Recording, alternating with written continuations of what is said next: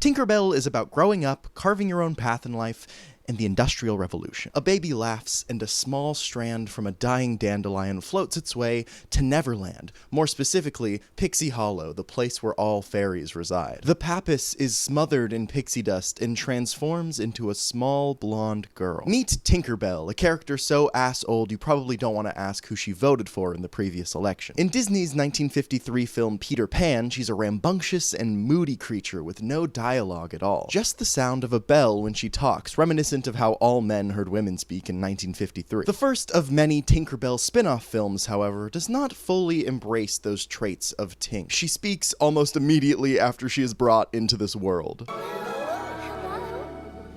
Hello? Anyway, the leader of the fairies, Queen Clarion, presents Tinkerbell with a choice akin to that of a teen dystopian novel. She must choose her life path. Mushrooms emerge from the earth, surrounding her with several talents that she can pick from. When she asks how she will know which one to choose, Queen Clarion replies, "You'll know." This presents us our first of many dilemmas for Tinkerbell. And there are gonna be a lot of them. This moment begs the question of what free will is, and if it even exists. She peruses her options, but ultimately a hammer begins to glow and levitate towards her. Now, we don't have magic in this world, so it's hard to fully understand what's at play here. But on a thematic level, it's asked, do fairies have free will? Tinkerbell didn't choose to be born, and she didn't choose for that baby to laugh, and she didn't even choose the hammer. It started floating towards her like a snotty kid in the lazy river. Even if she did ultimately pick it, did she know the full context that came with choosing the hammer? This glowing hammer represents the Tinker Fairies, the guild of crafting and engineering fairies. That's where she gets her name, by the way. No other Tinker Fairy has this naming convention, though. The first one we meet is named fucking Bauble. He's Bubble, I'm Clank. These two are recurring characters in the series, and they are anti-laugh machines. We're pleased as a pile of perfectly polished pots you're here. Me too. I don't know what they add to the world. They have your typical big, dumb guy, tiny, angry guy dynamic. So pretty. Who's that then? It's Tinkerbell, you Their names are even wrong. Are you really going to tell me that this one is Bauble and this one is Clank? This is basic Kiki and Booba. Get your shit together, executive producer John Lasseter. They sing a silly song about tinkering, but don't get it twisted. These movies are not musicals. I too made that mistake. They do, however, always include a pop song by some up-and-coming Disney Channel kid. This one has the song Fly to Your Heart by Selena Gomez. Watch all the flowers dance with the wind. Tink finds life as a tinker fulfilling at first. She spends her days with Bauble and Clank, running from bipedal sprinting thistles, building what she's told to build, and meeting her fellow fairies. There's Iridessa. She's a light fairy, voiced by Raven Simone. What a light fairy exactly does isn't 100% clear to me. There are moments where it looks like Iridessa is just moving the sun, implying that these fairies are either cosmic beings or made out of a state of matter that we don't fully understand, either which breaks my brain and isn't super worth considering for the purposes of this video. Huh?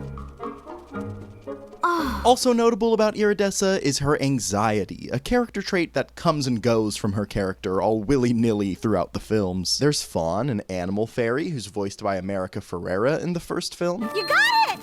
Keep flapping, keep flapping! She's pretty cool, and a good stand-in for any horse girls in the audience. There's Silvermist, a water fairy. She can bend water. Her skill is the least cool to me, I'm sorry. If you can do something that I can vaguely do in the ocean with my own two hands, you do not impress me. Especially when Iridessa's over here, changing the colors that our eyes can perceive. On top of that, she's the most botted of any of these characters. Even die-hard Silvermist fans can't tell me 3 character traits that she has. Look, they're all flocking to the comments now. She's boring, but she fills out the color wheel, I guess. Easy, easy girl, it's all right. Silvermist got ya. And then there's Rosetta, a garden fairy, originally voiced by Kristen Chenoweth. Oh, Tinkerbell, that's just not how it works. She has a little southern twang, which you might think is based on the region that garden fairies are from, but I'll tell you right now, that's not the case. Every other garden fairy talks normal. I don't know where her accent comes from or how dialects work in this world. Maybe she was laughed out of a southern baby. Wait, are babies the moms? And of course, finally, there's Vidya, a fast-flying fairy. The title says it all. She fly fast. Vidya is an egotistical being, one who hates the earnest look in Tinkerbell's eyes. Literally the first time that she ever meets her, Vidya looks down on Tinkerbell's working class career. I work up in the sky, and you work down in a ditch. Hey. Classism is a pretty big part of Pixie Hollow. Every guild of fairies is segregated into different areas, and there's a lot of general talk about staying in your lane. As any of us might, Tink starts to feel weighed down by this style of life. Everything she wants to do gets shut down by the conservative and traditional Tinker fairies. She finds scattered human trash lying on the beach and is instantly curious about it. Tinkerbell's childhood-like wonder is a point of contention in these films, as she is laughed at by Fairy Mary, the leader of the Tinker fairies. Lost things? Why are you fiddling with that junk? Mustn't be wasting your time with that rubbish. And I won't have it cluttering up my workshop. But despite the haters and Fairy Mary's authoritarian ass telling her not to, Tink goes and invents unconventional tools with these lost things to aid in creating the seasons. Oh yeah, the whole point of the fairies, like their main goal in life, is to go to the mainland, the real world, and create the seasons. Because right now, fairies of every talent are preparing for my favorite season, springtime! It's like the folklore of this world. Even the humans have heard about it, and some of them even believe in it. It's not a problem I had to explain it to you or whatever. Just try to keep up, okay? Don't let it happen again. The fairies are preparing for the season of spring in this movie, and Tinkerbell desperately wants to make a good impression. But more than anything, she wants to go to the mainland. Wow. The mainland sounds flitterific. When Queen Clarion does her seasonal review, without lifting a finger, might I add, I don't really know what she does to aid in creating the seasons or to help the fairies, but it does seem like she takes all the credit, doesn't it? Queen Clarion is the 1%. You guys just don't want to talk about it. You always make such a fuss, and everything always turns out wonderfully. Anyway, when Queen Clarion does her seasonal review, Tink rushes to show off her new inventions. Queen Clarion! Did I miss anything? But unfortunately, earnestness only gets you so far when you're young. When you're naive and sweet, people in power are often quick to reject you, out of fear. Tinkerbell learns this lesson the hard way when one of the machines she invents thrusts a nut onto the head of a squirrel.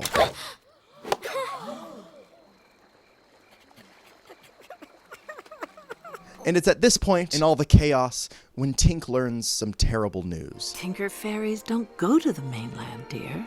What? All of those things are done by the nature talent fairies. This is a pivotal moment in the film for Tinkerbell. She gave Queen Clarion all she had to give. She tried her hardest to make a change, to carve her own path, only to get pretty callously denied when asking to see the mainland. It's like working for months on a video essay only to get a comment from a 12-year-old on TikTok that says, "You low-key bad at rating movies, lil bro." It cuts deep. I think when people face hardship, there's really only two paths that you can choose. You can harden and succumb to the negativity surrounding you, becoming the negative influence yourself, or you can try to grow and learn from it. Tinkerbell's decision here, on the surface, might seem like the latter. She decides that if she can't go to the mainland as a Tinker Fairy, then she'll just have to become a different type of fairy. Maybe I can just switch my talent. Switch your talent? But at the end of the day, even with a positive attitude, trying to change yourself for society can only do you harm. Fairy Mary and the other Tinkers try to express to Tinkerbell that being a Tinker isn't all too bad. You are a tinker. It's who you are. Be proud of it. But it all falls on deaf ears. In fact, Tink grows a deep resentment towards the Tinker Fairies. She even resorts to using the word tinker like a slur. I don't want to be just a stupid tinker. Oh my god, why did she say it like that? Now, I do have one small gripe here, mostly with the fact that this film does not even indulge the idea that Tinkerbell could find a new talent. She tries being a water fairy and crashes the fuck out when it doesn't go her way.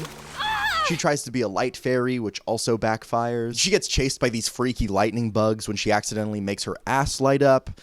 Fucking creeps. Oh no. When she tries to become an animal fairy, she accidentally summons a hawk. A hawk! Tinkerbell's in trouble! And as everybody knows, hawks absolutely hate fairies. You could tell because on the DVD cover, Tinkerbell is seconds away from being slaughtered by one. And she's so happy. But all of Tink's blunders begin to pile up, which leaves me asking, is this the case with every fairy? Are they only able to do the talent that they choose when they are first born? I have some issues with that premise. If I had to choose what I wanted to be when I was a baby, I'd be Greg from the Wiggles right now. Babies don't know shit. Don't force them to choose who they want to be before they've even seen the world. On top of that, Tinkerbell didn't even choose the hammer. The hammer chose her. It levitated towards her. There's a moment after all of this chaos in which Tink is alone on the beach and finds a broken music box. Using her raw, natural talent for creation, Tinkerbell repairs the music box to her eavesdropping friend's amazement. But Tinkerbell doesn't want to admit to any of her literally God-given tinkering skills, because that would mean that all of this searching for a new talent was for nothing. She'd be a college student going back to her communications major after trying out pre-law for a month. Realize what you're doing? You're tinkering! What? No, this isn't. I was just. Oh. But her friends see that that's ridiculous, and they also see her true knack for tinkering, so they decide to no longer help her try to change herself and leave Tink alone. Tinkerbell is the quintessential lost, troubled kid. To her, nothing is her problem, and nothing is her fault. She feels as if she plays the main character role, but has no agency, and that's just not true. She doesn't admit that maybe she might be the problem, because sometimes when you're in the middle of growth, you just can't see it yet. When all else fails, she turns to Vidya, her biggest op in the world, and begs for her help. Will you teach me how to be a fast-flying fairy? And Vidya tries to help her become a garden fairy, which backfires instantly. Please fire into the corral in an orderly manner! Oh, no. This is some next level bullying as the Thistles launch a terrorist attack on Pixie Hollow. Most bullies just punch people or make fun of you for your parents getting divorced. Vidya really took it to the next level. The Thistles, of course, destroy all of the tools that the Tinker Fairies were making to help create spring, and everything is gone. The leaders of each season have a debate about how to move forward. There must be something we can do. Certainly this has happened before. It has. Do you ever hear of the Ice Age? Settle down. This is a throwaway line, but it implies some pretty hefty stakes for all of these movies. If these fairies can't succeed in creating spring or the next season, or God forbid, these fairies die, there will be no more seasons. It'll just be perpetually whatever season it currently is. Us humans can't handle that. Imagine a winter without snow or a summer way too hot to handle. Maybe it's not us, guys. It's the fairies' fault that we have climate change. No, it's definitely us. Queen Clarion comes to the Tinker Fairies village and sees the carnage. This is yet another big moment for Tinkerbell. This is the third time she's met with the queen, the second of which where things are not going well. But here, we see a moment of growth and change from Tinkerbell as she owns up to her mistakes. It was me. I did it. It was all my fault.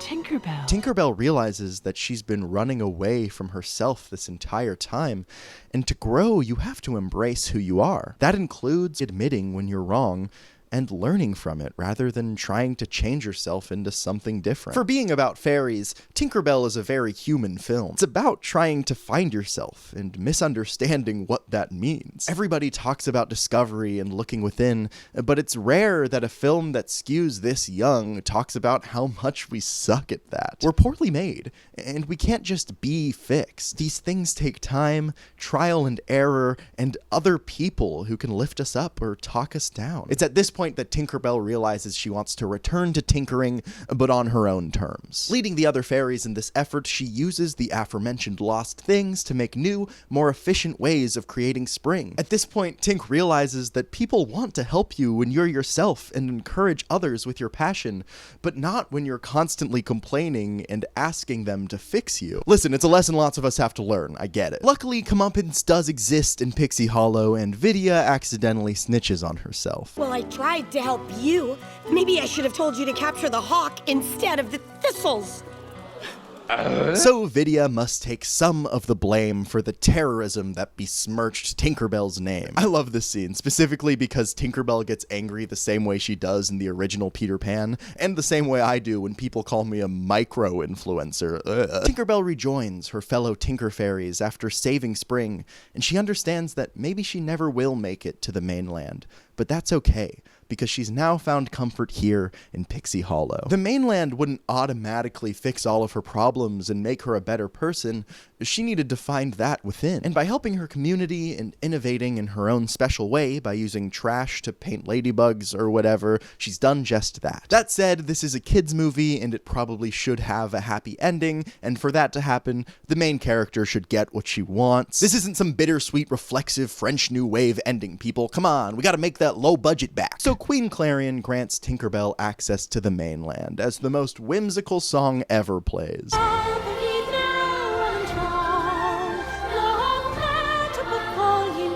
And finally, Tink brings that music box that she repaired to a little girl. And who is that little girl? Mommy, guess what? Guess what? Yes, Wendy? What is it, darling? Is Wendy from the movie. Usually I'd be somewhat upset about this, but I gotta be real, I kind of forgot that Tinkerbell was a part of Peter Pan at this point too, which says a lot about the unique voice of this film. Tinkerbell also gets a wand, despite her never having a wand in the original film, or in any of the other movies in this series that are direct sequels to this one.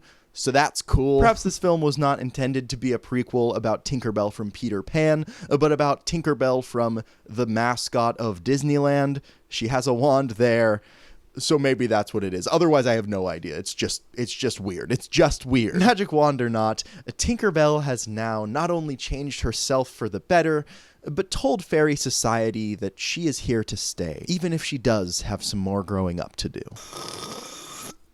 Oh, so that was the first Tinkerbell film. Let's change the background color a little bit. So that was the first Tinkerbell film. How are you guys feeling? I'm feeling great. It's been a while. I have a beard now. I moved. I'm in a new location, and you thought I wasn't even gonna mention it. So much has changed since my last video. I even have a second star plush. I found this one in a dumpster. I used to say that as a joke in my videos about things I had, that I found it in a dumpster, but this was real. I saw it laying flat down on the top of a garbage can, and I washed it, and now he's mine forever.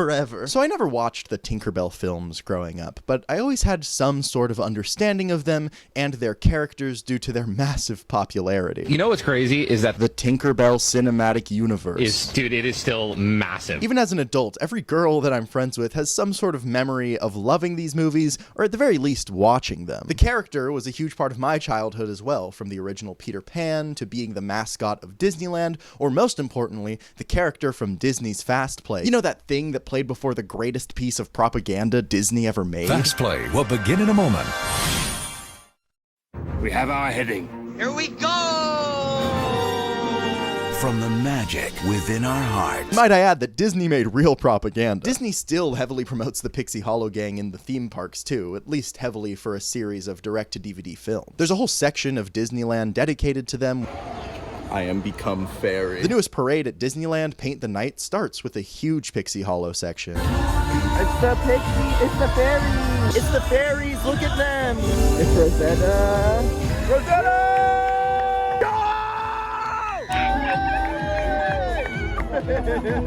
And may I just say, as a typically parade-phobic person, Paint the Night is like a great parade. Oh my god, it's the truck! When can I see this again? It's Nemo! Nemo! Oh, that's Marlin! Oh, Marlin! Mickey! Yeah!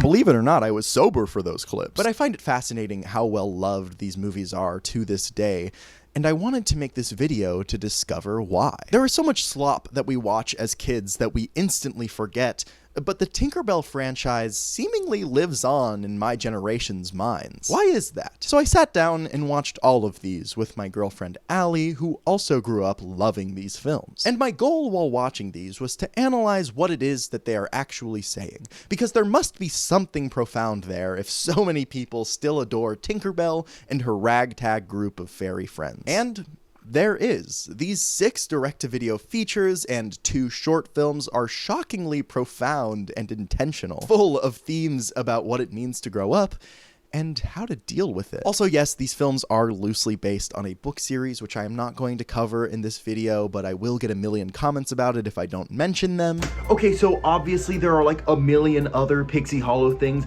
that I didn't mention at this part in the video. There was a short-running TV show that had a lot of very short content. There's special features material. There are 10 bonus shorts on the Blu-ray for Pixie Hollow Bake Off. Now, I only reviewed the first short, which is the titular Pixie Hollow Bake Off, in this video because it's what Wikipedia said was part of the series, and I was also going based off of what DVDs had been made of. So since it was the main short being marketed, it felt the most canon to me and the most important to cover in this video. There is also a video game called Pixie Hollow, which there is now an archive of, but it was sort of like Club Penguin, but with the Pixie Hollow universe. Now, I'm not going to talk about any of that in this video, but I would like to at some point on my second channel, so subscribe over at Maxwell to the Green to get more fairy content in the near future. I'll talk about it here, but the video is long enough as it is. Let's stay focused. Okay, here we go. Bye. Please do not stab me. Those are topics for another day. Today, I just want to talk about the main canon of the Pixie Hollow franchise. And now we are one movie down with 7 more to go. So let's talk about the Tinkerbell movies and what they have to say about being alive. Alma, tell us, all modern women are jealous. Though you didn't even use puns, you got Gustav and Walter and Franz. Tinkerbell and the Lost Treasure is about forgiveness. It centers the relationship between Tinkerbell and Terrence, a character with so little to do in the previous film that I neglected to even mention him. He's a dust keeper fairy, meaning he keeps pixie dust. This has gotta be the worst talent you could have. He works in the factory, which is a large tree, and is bossed around by Fairy Gary, the leader of the Dust Keeper Fairies. Fairies on the mainland won't be able to fly without pixie dust. Terrence, have you delivered the pixie dust rations to the sculpture? Yes, there is a Fairy Mary and a Fairy Gary, and yes, they are in love. This film begins, like almost all of these films, with what I like to call fairy fun and games. Essentially, we get to see all of the fairies having the time of their lives in Pixie Hollow, and as the audience, we are reminded what type of fairy they are.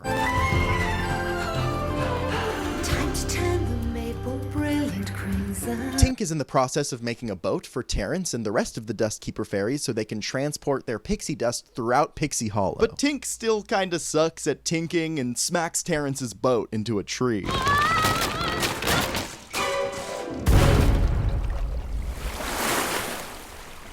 But the two laugh it off as sparks fly. There's a lot of romantic tension between Terrence and Tinkerbell in this film. It's the most rom-com-y of them all, and I don't say that derogatorily. Let's see, who do I know who's a good tinker? Bobble. Bobble's a good tinker. These two characters have pretty great chemistry at first, and their relationship is what holds this entire film together. For that reason, it's one of the strongest thematically. That said, Terrence is so boring. I struggle to find one single unique trait that he has. He's like the most boring option in a Netflix drama's love triangle. Like, nobody would be Team Terrence if they didn't have to be. Tink? Hey! Shut the fuck up, Terrence. Jesus. After Terrence and Tinkerbell rampantly flirt after crashing a boat, which is a Class B felony in Pixie Hollow, Tink is called in to speak with Queen Clarion. Are you familiar with the Great Autumn Revelry? Well, everyone's talking about it. They're so excited. Tinkerbell is then tasked with creating a scepter that creates blue pixie dust, the dust which leads to the creation of the everyday yellow stuff. There's this sacred blue orb called the Moonstone that is given to Tinkerbell that, when aligned with the rise of the blue moon on the autumnal equinox, will create the dust. As I'm explaining it, I realize there's a lot of lore just dumped at you in this movie, but it's not that complicated, I promise. If you forget the lore, it's okay. These movies forget it constantly. It's kind of like Monopoly. The rules are different every time. That's how Monopoly works, right? Because they're in love, Terrence offers to be Tink's assistant in creating this scepter. This is when things go sour for these two, as after spending hours together, they start to piss each other off. More specifically, Terrence pisses Tinkerbell off. He nitpicks her every move, wakes her up early every morning, and if you thought it was annoying hearing me explain that lore, imagine how bad it is when Terrence mansplains the blue moon to Tinkerbell. Now remember, you get the most blue pixie dust if you maximize the Moonstone's exposed surface area. Right. And all of this culminates to reveal Tinkerbell's biggest character trait in this film, her anger.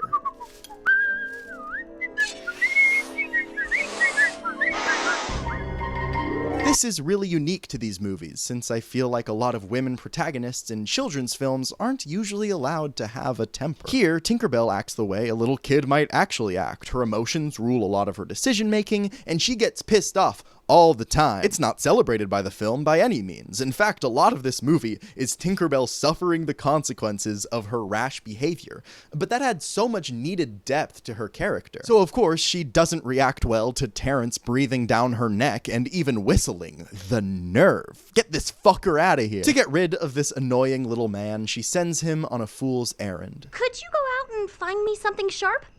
You got it. I'll be right back. But when Terrence comes back, Tink gets upset and dismisses him, leading this to happen.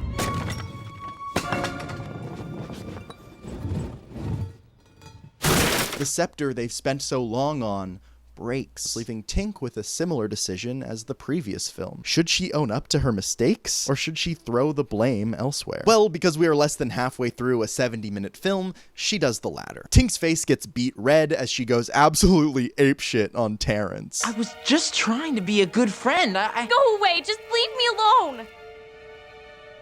Fine. The two have gotten on each other's nerves for the last time, and Terrence storms off. This is, by the way, the biggest semi-canon ship in the entire franchise, and so far we have had 10 minutes of semi-chemistry, 10 minutes of straight beef, and then they broke up. I understand why all of the fanfic is lesbian after this movie. Terrence sucks. All of the men suck. If you had to choose between Terrence, Clank, and Bobble, I'd choose a 45mm. Then, in the aftermath of her lashing out at Terrence, Tink throws a tantrum, turning her once fixable problem into one a lot less fixable.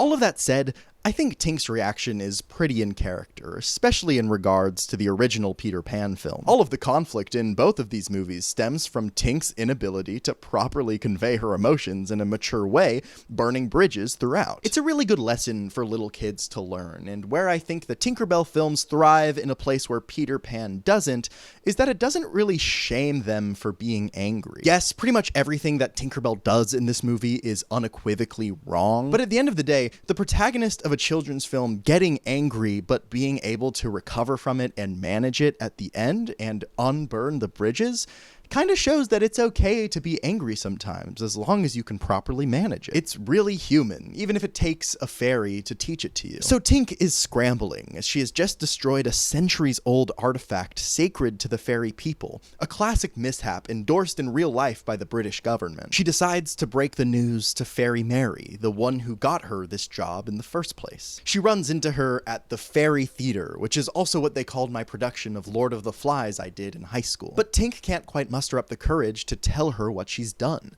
what she's destroyed. If only there was a thematically relevant play about to go on at this very moment. That would be great. The mirror had the power to grant 3 wishes.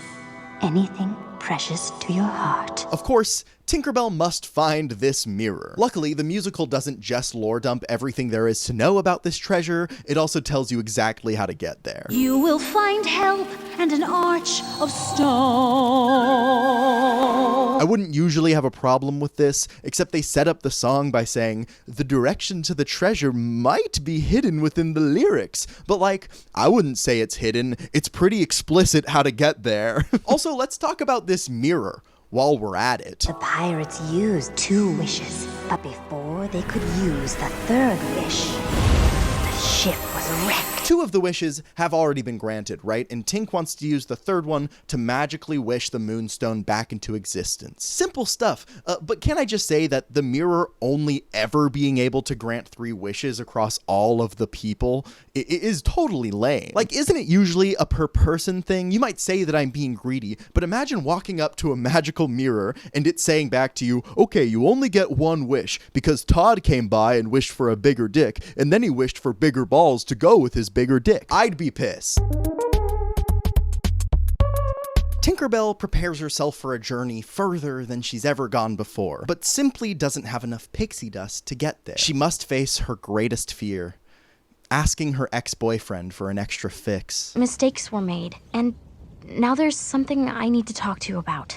I need some extra pixie dust. More like Tweaker Bell, am I right? Addiction is a serious problem. This does not go well for Tinkerbell, especially when she is faced with Terrence's obvious desire for an apology. A true friend wouldn't ask me to break the rules.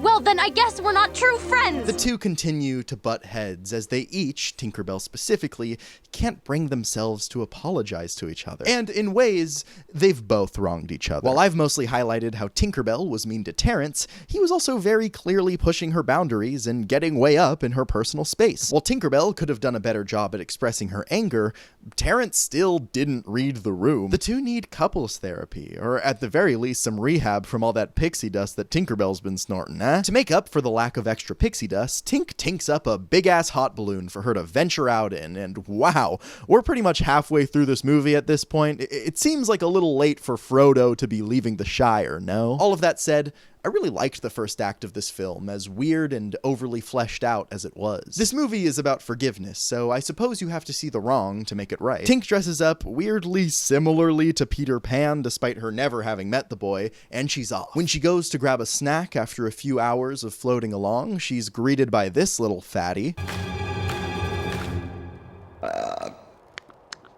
And he's probably my favorite character in any of these films. His name is Blaze, and he is precious, and I love him. Tink doesn't fuck with him, though, because he messes all her shit up and eats all her food. But at the end of the day, he's just a cute little guy. I'm on a very important mission. I have 2 days to find the magic mirror and wish the moonstone back. He's sort of like if Yoda was just a weird little creature and he didn't counter it like a few minutes later with all this wisdom and power. Like if he was just a little freak. But Tink wants Blaze out of her car, so he jumps off of the balloon and tries to kill himself.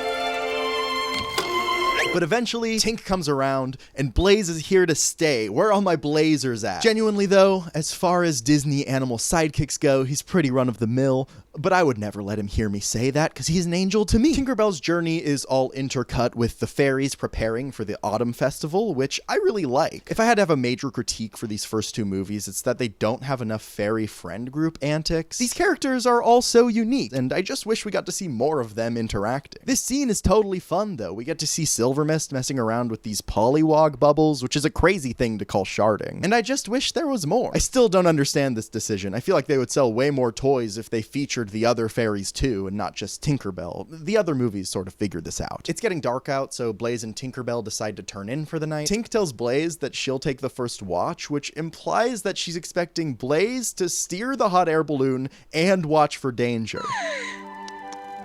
You go ahead and get some rest. I'll take first watch. I love it. Of course, this leads to them crashing into a tree. Whoa! I'm awake! Why would she trust Blaze? He's a bug. Not to remove agency from Blaze as a functioning character in this story, Tinkerbell is just dumb as fuck to think Blaze could do anything with his little bug arms. My pixie dust! I left you in charge! Why didn't you warn me? Tinkerbell's balloon has flown away from her, and as she flies looking for where it possibly could have gone, she crashes into a third tree. There's gotta be, like, other things that Tinkerbell could crash into in these movies. You know what? Never mind. She passes out, and she dreams that she's with Terrence. She remembers shouting at her supposed best friend, shunning him and disrespecting his trade, and when she wakes up, she understands the error of her ways. But what good does that do her now that she's stranded in the middle of nowhere? Well, it turns out that her kindness to Blaze paid off, as he recruited all of the nearby bugs to help her out. I do feel like Tinkerbell kind of got away with doing the bare minimum of niceness to Blaze to get him to help her, but whatever. Out! Shoo! Go find your friends! I love the art style of the animals in these movies, by the way. Everything is so cute and button-eyed. They have this glossy, late 2000s look to them. I really do like it. The insects find the stone arch for Tinkerbell, in which the mirror lies, according to the musical that Tinkerbell saw. Tinkerbell realizes, though, that she's gonna have to walk to this stone arch because she's run out of pixie dust. She needs her fix. But Terrence is long gone. She thanks the little buggies for their help. And meanwhile, Terrence confides with an owl about his feelings. She blamed me for breaking the scepter. Who? Tink! This movie is so perfect for little kids, at times it even feels like the dialogue was written by one. So Tinkerbell must continue her journey on foot as she's been drenched in water and lost all of her pixie dust, and due to Blaze's dumbass not steering the fucking hot air balloon. At the stone arch, she encounters these two trolls standing in her way. None shall pass the secret. And the two beef over a small misunderstanding, but make it up to each other when they realize that they should stay friends. I don't know where that came from. Say the magic words. I'm sorry. Tinkerbell, the self-reflective girl that she's become, realizes that these two trolls have a healthy relationship. Being close to somebody means that inevitably you have the ability to hurt them, and these trolls can get into arguments and still make sweet, sweet love. Do you mean it? Oh, absolutely. Do you feel it? Deeply. I'm sorry if that joke inspired any deviant art of these two. Oh, it already exists. Okay. While the theme here is admittedly a little over-explained to the audience, I still think it's nice that these movies have such solid themes. It's a reminder that content for kids can be a little spoon-fed to them. That's a term that was invented for babies, after all. Tinkerbell sweatily climbs through these two kissing trolls and reaches her final destination. Inside, she finds the magic mirror, which holds one final wish, and of course, she accidentally wastes it by cursing out Blaze. Blaze, I wish you'd be quiet for 1 minute. I already hate the, oh, that counts as a wish, gotcha, trope as it is, but this is a whole other level of shit. Why she gotta blame the little bug, though? The fuck did he do? Look what you've done! This mirror was my last chance! This is all your fault! But this time, after abusing Blaze for the 50th time, she realizes she needs to take accountability. She apologizes to Blaze and laments over her poor decision-making and unkindness throughout the film. She wishes that Terrence was with her, and she's shocked when Terrence is caught lurking right behind her. I miss you so much.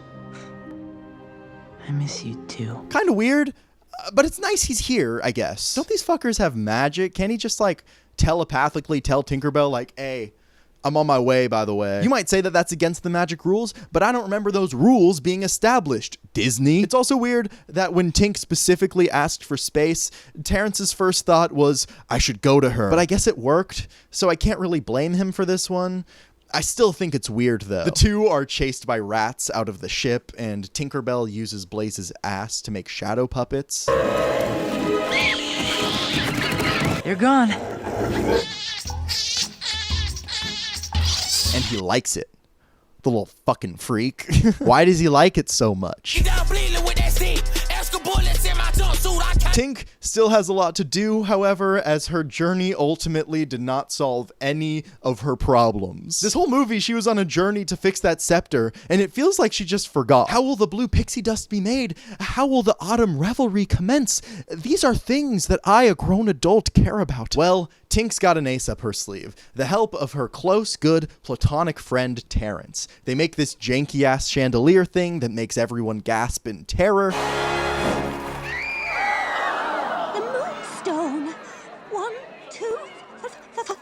It absolutely drenches the fairies in blue pixie dust and saves the day. All's well that ends well in Pixie Hollow. Good job, Tinkerbell and Terrence. Yes, Blaze, you too. This film probably has the best arc for Tinkerbell in any of these movies. She starts the film with a tangible flaw and has to overcome it to succeed in the end. She must forgive Terrence and learn to work with others, which is a pretty relatable conflict for a children's film. And honestly, some adults need to learn this shit too. You can't just parade around life like Tinkerbell in this movie. You will get fired. You can have disagreements with the people you love, but part of loving someone is forgiving them and seeing things from their perspective. It's also about growing yourself and admitting when you're the problem. It's easy to have shit happen in your life and to blame everyone else, but self-reflection is a big part of growing up. And this movie is a good reminder that if everyone is your enemy, maybe you're your own worst one. Oh, fuck. My nail, Jesus. Okay. Hi, this is day 2 of filming. I have a mustache now. People didn't recognize me with the beard. I don't know if they will with the mustache, so It's me, guys. It's me, Max, I swear. This video is honestly taking like an entire year to make, so who knows? I might have some new facial hair by the end of this video. Maybe mutton chops. Tinkerbell and the Great Fairy Rescue is about being kind. As simple as it is, this is one of the most important lessons that these films have to offer, especially considering the main demographic, young children. Because let's face it, kids are dicks. Not all of them, but a lot of them. I once saw a child shove an entire stick of butter down his mouth. And if that's not problematic, I don't know what is. So a movie where kids can actually see that everybody hates you if you act like a piece of shit is great. The film begins at the beginning of summer in the real world, notably the only film not to take place in Pixie Hollow. Tinkerbell is guided through the fairy camp by Terrence and is rather confused about the whole setup, despite this very much not being her first time in the real world. Come on, Tink, let's go inside. Inside? Jesus, Tinkerbell, how are you not caught up yet? It's so funny to me the things that this series resets about Tinkerbell each movie. From now on, she is much less of a hothead. Her face gets beat red maybe one more time in the rest of the series, and then never again. And I feel like she's always a total noob to the fairy world, despite her having now been a part of it for 2 movies. I get it's an easy way to introduce information to the viewer, especially because Tinkerbell is the main character, and we see the film from her perspective, and these films aren't necessarily serialized, like you can just hop in at any of them. But it does make her seem like she hasn't been listening in any of these movies. Tink, fairy camp isn't out here in the open. We need to stay hidden from the humans. We do? That said, we do learn a new piece of fairy lore here. Humans are not to be messed with in this world, because who knows what would happen if we found out all of the things that fairies actually do for us. There would be crises of faith everywhere, because what if your god turned out to be a yellow-dressed fairy, voiced by Raven Simone? I'll tell you, church would be a lot different. Things get a little bumpy when an alarm goes off, alerting the fairies that humans are nearby. The 2 main humans in this film are a little girl named Lizzie and her father, Dr. Griffiths. The 2 notice a butterfly with asymmetrical wings that had been painted by the fairies. Well, I guess that's just the way the fairies decided to paint it. And unlike a normal father who might indulge in his daughter's imagination, Dr. Griffiths crushes all of Lizzie's dreams immediately. Fairies do not paint butterfly wings because, as you know, fairies are not real. They also have a cat named Mr. Twitches, which is one of the funniest things you can name a cat, so it's all right by my book. This film takes place in the outskirts of London, so the cat's name is always said with a thick British accent. Mr. Twitches, no! Which I just find delightful. The main human little girl, Lizzie, is an interesting character in this film. She represents the primary audience of these movies, which is little girls who love fairies. I can't really speak to how accurate she is, being a grown man in his 20s, watching these movies to review for his YouTube channel. So we don't have much in common. And I think it's nice and all. I've never been one to scoff at media targeted towards little girls. I think it's very important for them that exists. That said, her storyline with Tinkerbell in this film is easily the most boring part of this movie, especially when the B-plot has some of the most fun action we've had yet so far. She's kind of just a baby who fucks with fairies heavy, and there's nothing wrong with that. It's just not super interesting for a film.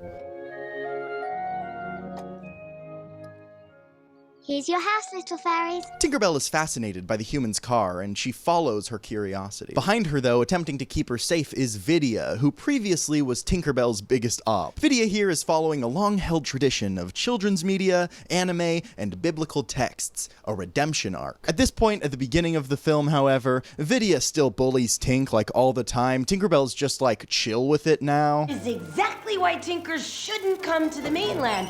I actually really like that Vidya is a part of the main fairy gang now, and I think it's a really interesting aspect of these movies. She has a pretty compelling arc in this movie, and I find it rather realistic that she still has to have a cordial relationship with Tinkerbell, despite her kind of hating her guts. Maybe if you spent less time causing disasters, you wouldn't have to help everybody so much. So Vidya and Tinkerbell are exploring near the human's home when a sad Lizzie puts out a small house she's created for the fairies. And of course, when Tinkerbell's dumbass stumbles in, she gets kidnapped.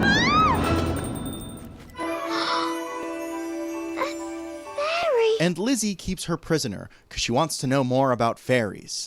I like your wings. They're like sparkly lace. Your hair must be so soft. Over time, however, Tink slowly becomes more and more comfortable with her captor and strikes up a conversation with her.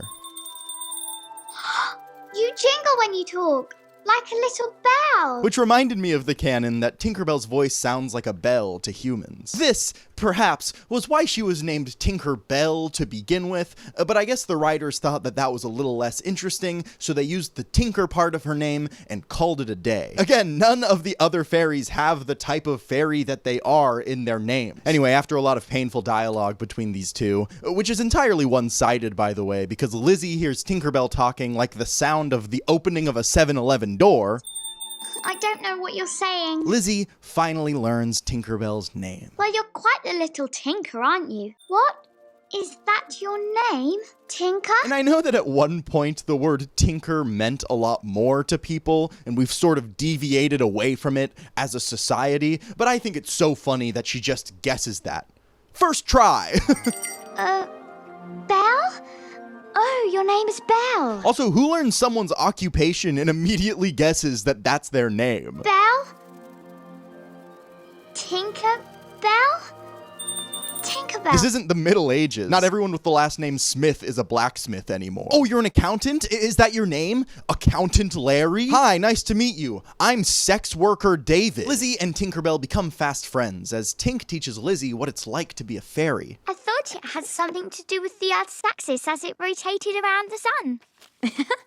That's what we wanted you to think. Does this imply that the Earth isn't tilted? Is this movie anti-science? I don't know how I feel about that. This movie also has our first real villain, which is a change of pace considering that Tinkerbell was kind of her own villain in the previous two films. Here, the bad guy is Lizzie's dad, Dr. Griffiths. His name even sounds sinister, like a mad scientist or a shitty shoe salesman. He's an entomologist, which in this film means he has the carcasses of butterflies all around their home. This, of course, acts as a ticking time bomb throughout the entire film. You wonder when he will see Tinkerbell and capture her for examination, that pervert. Most of his antagonistic traits, however, exist in the way that he parents Lizzie. He's constantly dismissing her, and worst of all, he doesn't take any interest in her love of fairies. Is there a field journal about fairies? Of course not, Lizzie. Books like this are based on fact and scientific research. Okay, I'm gonna go out on a limb here and say that since this guy is the bad guy, and he's a scientist who believes in science over fantasy, I think this movie is anti-science, and there's really no denying it. I still don't really know how I feel about that, and despite my agreement with him that science is important, this guy is a tool, and a really effective villain, because he's not just a villain, he's Lizzie's dad. It's yet another realistic depiction of the ambiguity of feelings one can have for somebody. Vidya has mixed feelings about Tinkerbell, and Lizzie has mixed feelings for her father. But at the end of the day, both of them long for a somewhat closer relationship than they have. And nuanced relationships like that is something that you don't typically see in children's films, and I think it's worth pointing out. As Lizzie befriends Tinkerbell, the two create a scientific journal to give to her dad, so that perhaps he will finally take her fairy delusions seriously. Of course, to Lizzie, a scientific journal is a scrapbook with lots of construction paper and illustrations of how fairies work, but it's the thought that counts. Meanwhile, while Tinkerbell settles into Lizzie's house, the squad of fairy friends all band together to save her, thinking that she's in imminent danger, because she was kidnapped and all. Tinkerbell's been captured by humans! Oh, what happened? Is she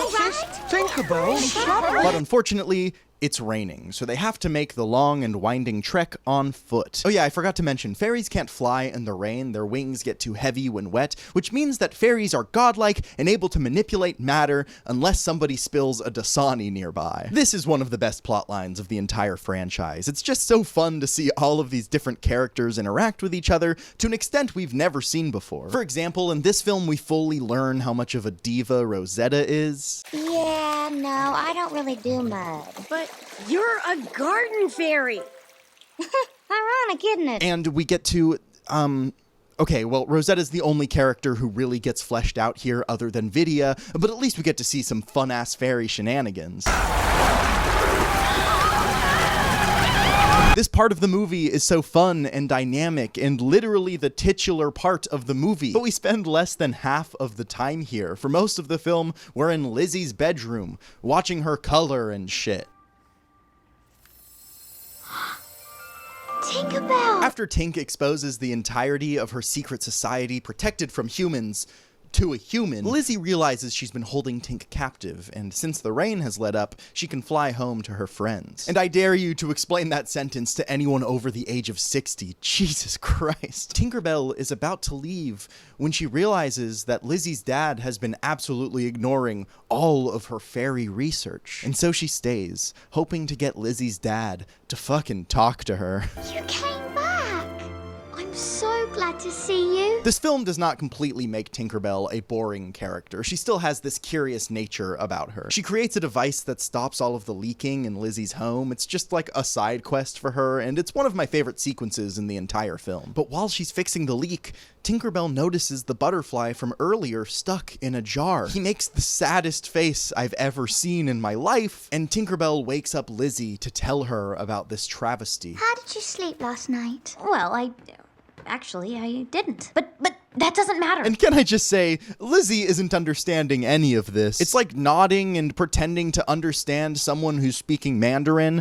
Like it's not helping anybody and probably just making everyone a lot angrier. But when Lizzie's dad, now unoccupied by the leaks, is approached by Lizzie with her scientific research, he sees that his prized butterfly is gone. The Apertura iris with the irregular wing pattern. I was going to present it to the museum tonight. Oh, this was my big opportunity. Lizzie is banished to her room as Dr. Griffiths mauls over his lost jar bug. I was going to present it to the museum tonight, and now the butterfly is gone. Dr. Griffiths wants Lizzie to be exactly like him. He wants to remove her whimsy, and he wants her to grow up. He's a jaded adult trying to take away her innocence, one of the worst things you can do to a kid. The day that innocence is lost in a child, or as I like to call it, the day you pretend to be sick and stay home from school and end up watching Shrek is Love, Shrek is Life on your iPod Touch, is a day that sticks with you for the rest of your life. Dr. Griffiths has power over Lizzie and has lived longer, and because of that, he feels that he's smarter than her. But in actuality, Lizzie knows more than Dr. Griffiths in the grand scheme of things. When we get older, we close our eyes to new things and see things the way we would like to see them. But in reality, the world keeps changing, and we will never truly know everything. And for that reason, I find Dr. Griffiths to be such an interesting character, because not only is Lizzie supposed to represent the audience, Dr. Griffiths represents what you could turn into. He's a cautionary tale of becoming your dad. Spooky! I'm sorry, Dad, I know you watch these videos. At the same time, the fairies make their way through the tall grass, inching closer to Tink, who they still think has been horribly kidnapped and is probably being waterboarded as they speak. All of the fairies seem kind of unfazed by this imminent danger that Tinkerbell might be in, so they just sort of goof on her instead. Okay, who am I? Oh. But as they keep talking about their friend, Vidya is all torn up inside. In a moment of pure vulnerability, she lets everything out and admits that she's the reason that Tinkerbell was captured. Tinkerbell getting trapped is all my fault. But the other fairies reassure her that it's not her fault, and Vidya immediately just agrees with them and realizes that she's not to blame for anything. Faith. Trust. And Pixie dust. This is one of the fastest arcs I've ever seen in a movie. It takes like 20 seconds for Vidya to just feel better. Man, I wish I could move on that fast from things. I'm still overthinking the way that I smiled at my neighbor this morning. I think he thinks I'm mischievous. Anyway, the fairies finally make it to Lizzie's house as Tinkerbell is trying to comfort the grounded little girl. Tink decides to help out her friend Lizzie by making her fly in the air to let off some steam, but she just ends up banging into a bunch of shit. And then she says, Whoa! Look at me! Wait, I'm a fairy! Which, in my humble opinion, would have made for a way more interesting movie. The best parts of this film are when we see all of the fairies together, and mixed with Lizzie's love of fairies, there's actually the potential for a much better story here. This movie could have been much more interesting if they actually just made Lizzie a fairy and had her and Tink join the fairy gang in their trek from fairy base camp to Lizzie's house. It could have been an epic. We would have met all of these characters along the way from Lizzie's front yard. It's like Honey, I Shrunk the Kids, but with fairies. Because seeing Lizzie LARP as a fairy, it just gets old, especially an hour in. Kids already pretend to be a fairy. Give them something else to see. After entering Lizzie's house, the fairy gang is chased relentlessly by Mr. Twitches as Dr. Griffiths walks in on Lizzie flying in the air. May I help you? What's going on in here? Nothing. Pressured by her intimidating and looming father, Lizzie admits to the creature she's been hiding all along, and he still doesn't believe her. My fairy showed me how. Oh, for goodness sake. Your make-believe fairy did this. You've got to stop. And then he twists the knife. I know this is difficult for you to understand, but this is all make-believe. No, they're real. Dude! Just lie! Why are you such a dick? Tinkerbell shares this opinion with me and has the most valid crash out of all time when her dad throws away her scientific journal. Father!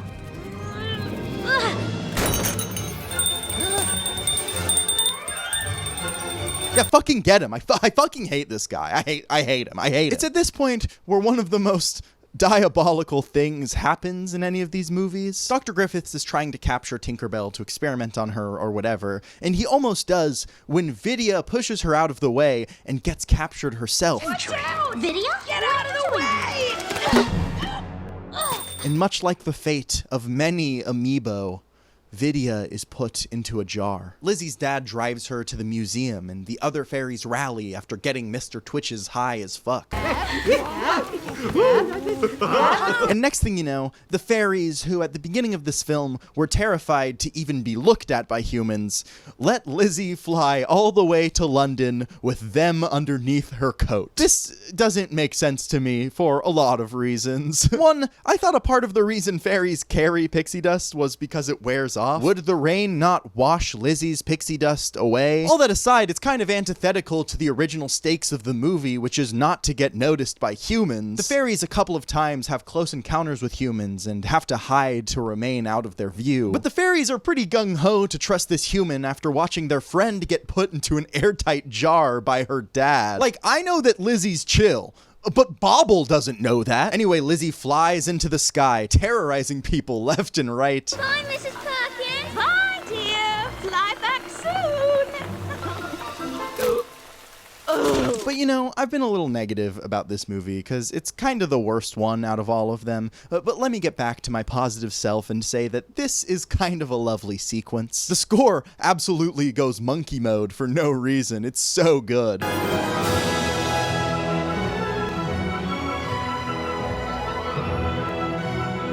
Big shout out to Joel McNeely. He scored all of these films and he did not have to pop off this hard, but he did, and for that he's my hero. Tinkerbell almost dies for like the 10th time in this movie when she goes into Lizzie's dad's car and breaks a fuse from within, and there's this intense ass music that makes you think that they're actually gonna kill Tinkerbell off in this movie.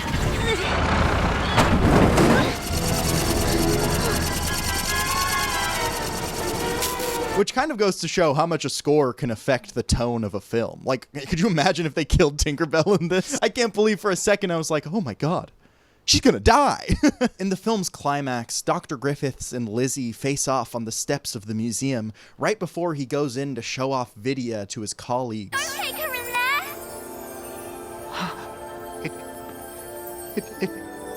It can't be. And following suit with Vidya's redemption arc, he realizes the errors of his ways as soon as he sees his daughter flying through the sky. What I like about this movie is that it captures a weird feeling. The feeling of uncomfortable remorse for bad actions, and realizing that this entire time you've been acting like a total asshole. Sometimes for people to change, they literally have to have their entire perspective of the world to change. Sometimes you gotta see your little kid hurtling at you through the sky. And it's for that reason that I feel like this is one of the more mature films in this series. It's about more serious things like familial disputes, differences in beliefs, and the fact that fairies lied about the Earth spinning on an axis. That's what we wanted you to think. That said, it's also one of the worst movies in this series. Half of this film is just watching this little girl's dad be cruel to her and dismiss her love of fairies. And yes, he gets his comeuppance, and the film doesn't celebrate him as a character. He's not the hero, but it's still a hard watch. It's kind of dramatic for a kid's movie. It left me feeling kind of negative. The fairy gang is also constantly on the brink of death, either getting hit by a car or falling down a waterfall. And Lizzie's dilemma of her father not believing in fairies is so heartbreaking. For a movie that wants you to see yourself in the little girl on the screen, this little girl lives a pretty shit life. It's a field journal, and I don't have time. I have to find some way to deal with all these leaks. It's like if Harry Potter just lived with the Dursleys.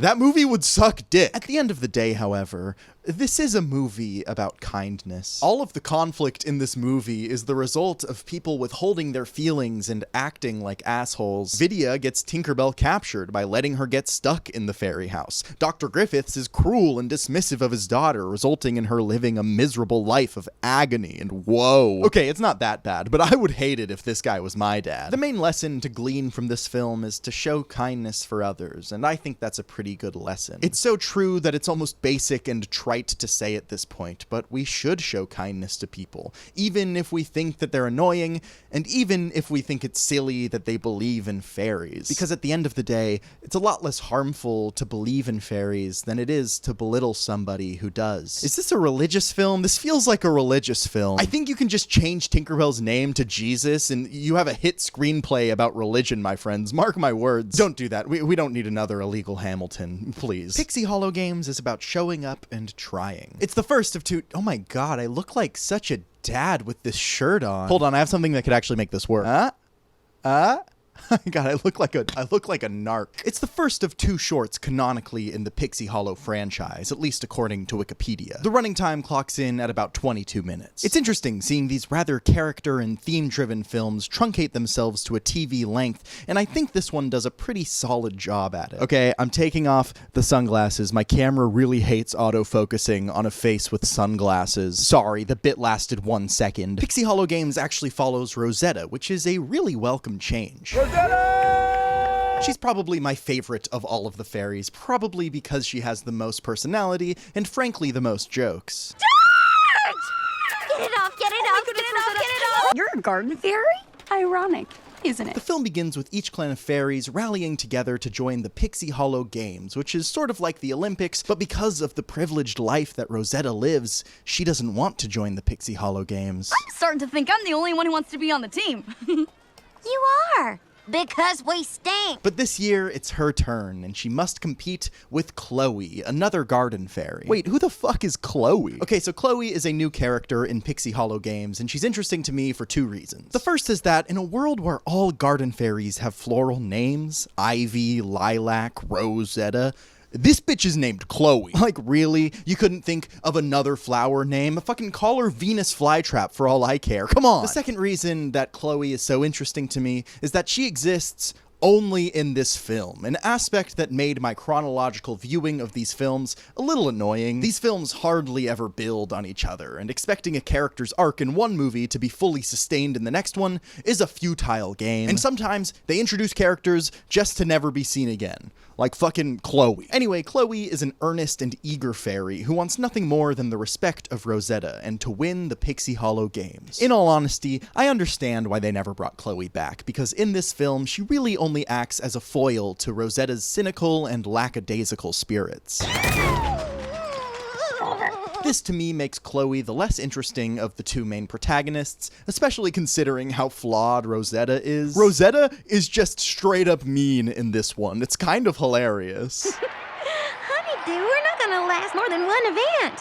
If I'm gonna look bad, I'm not gonna look bad. Know what I mean? Competing in the games are all of the fairies we've heard of, and a few we haven't. Most important of the new ones are the storm fairies. They're like weather fairies, which is honestly what I thought that Silver Mist and Iridessa technically were, but I guess I don't know shit about weather. And these guys are godlike, but to an extent, way more drastic than the others. The Queen presents the first game, which is toad racing, but Rosetta doesn't want to get onto the slimy, icky toad because she doesn't like things that make her uncomfortable. She complains constantly during the race, telling Chloe, I am not putting my petunia on that slimy thing. But the race has started. Oh, I don't even want to touch it. But due to Chloe's go-get-em spirit and the brazen heckling of every audience member, All right. she powers through and starts to find community within the event. They finish in last place in toad racing, which I thought would eliminate them, but apparently it doesn't work like that. It's unclear how the games actually work and a little overly complicated, but that doesn't really matter because this is a really fun short to watch. Rosetta and Chloe start to do better as the games continue, and honestly, the games they play are really well animated and kind of clever. They water ski with dragonflies, monkey ball, mouse polo, have teacup flying races, and this slime race, which is the last straw for Rosetta. Chloe, I want to, but I just can't do it. Oh. Yeah. I remember my first slime race. At first, I thought the storytelling here was a little scuffed, but really, I think it represents how growth is not always linear. While on paper, it would make sense for Rosetta's enjoyment of the games to help her come over her germophobia, it's frankly a little more realistic that she doesn't just get over it. It's a lot of change for her all at once, and she can't just become someone different over the course of a week. This is the all is lost moment for Rosetta and Chloe as they finish last place in slime racing, and their biggest opponent, Rumble, the storm fairy, comes and rubs it in their face. That sentence sounded a lot more grotesque than it did on paper, Jesus. You really made Rumble laugh. Rumble, of course, talks in the third person, and frankly, I despise this fucker because of it. At first, I thought it was just bad writing. It's a little bit overdone, and I was gonna goof on it, but honestly, there's something so effective about the way that Rumble speaks. Who's the fastest? Rumble is. Who's the strongest? Rumble is. I don't know, I just buy that there's a storm fairy named Rumble and he talks in the third person and he sucks. I like it because I hate it. It's the same relationship I have with the creature from the Black Lagoon musical. I think it's bad, yeah, but there are moments, however fleeting, where I think it might be brilliant. And if you want to unsubscribe from my channel because of that, I can't blame you. My point is, Garden Fairy should just stick to being pretty. That's what you're good at. Anyway, that's my opinion on Rumble, if anyone asks. The final event is on the horizon, which is Fairy Kart Racing, a video game that does not exist yet. But at this point in the film, Chloe and Rosetta's relationship is on the rocks due to Rosetta's resistance to giving a shit. So, to make it up to Chloe, Rosetta soups up their cart with the help of Tinkerbell and the other Tinker Fairies. The two go on and absolutely kill it in the race. They even make it over Mudslide Mountain. Wait, Bubble! They're actually going for Mudslide Mountain!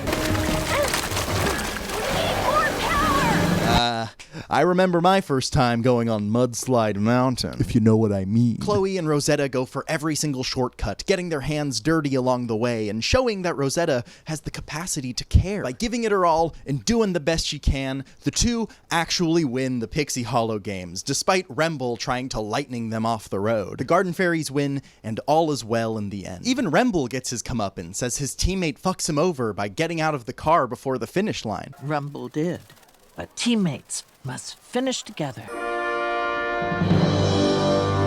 This represents how if you cheat, you suck and you should die, Remble. I keep calling him Remble. It's Remble. Will he perform when he has money right in front of him? I think this message is really practical and relatable to young kids, and I also think it's important because it's not necessarily taught in school. Kids are always told that they have to do work to succeed, but it's never really explained to them why. And as a child, it's kind of abstract, you know, the idea that working hard and trying your best leads to success pretty often. Of course, that's not always how it goes. See the comment section of Coldplay's Fix You, but I think it's an important lesson for kids to learn nonetheless, and not in some weird Ronald Reagan pull yourself up by your bootstraps sort of way. This short film also notably has the song Dig Down Deeper by Zendaya, which is a song I went into wanting to hate, but I was wrong. It's kind of a banger. Look at this weird leg dance she does in the music video. It's amazing.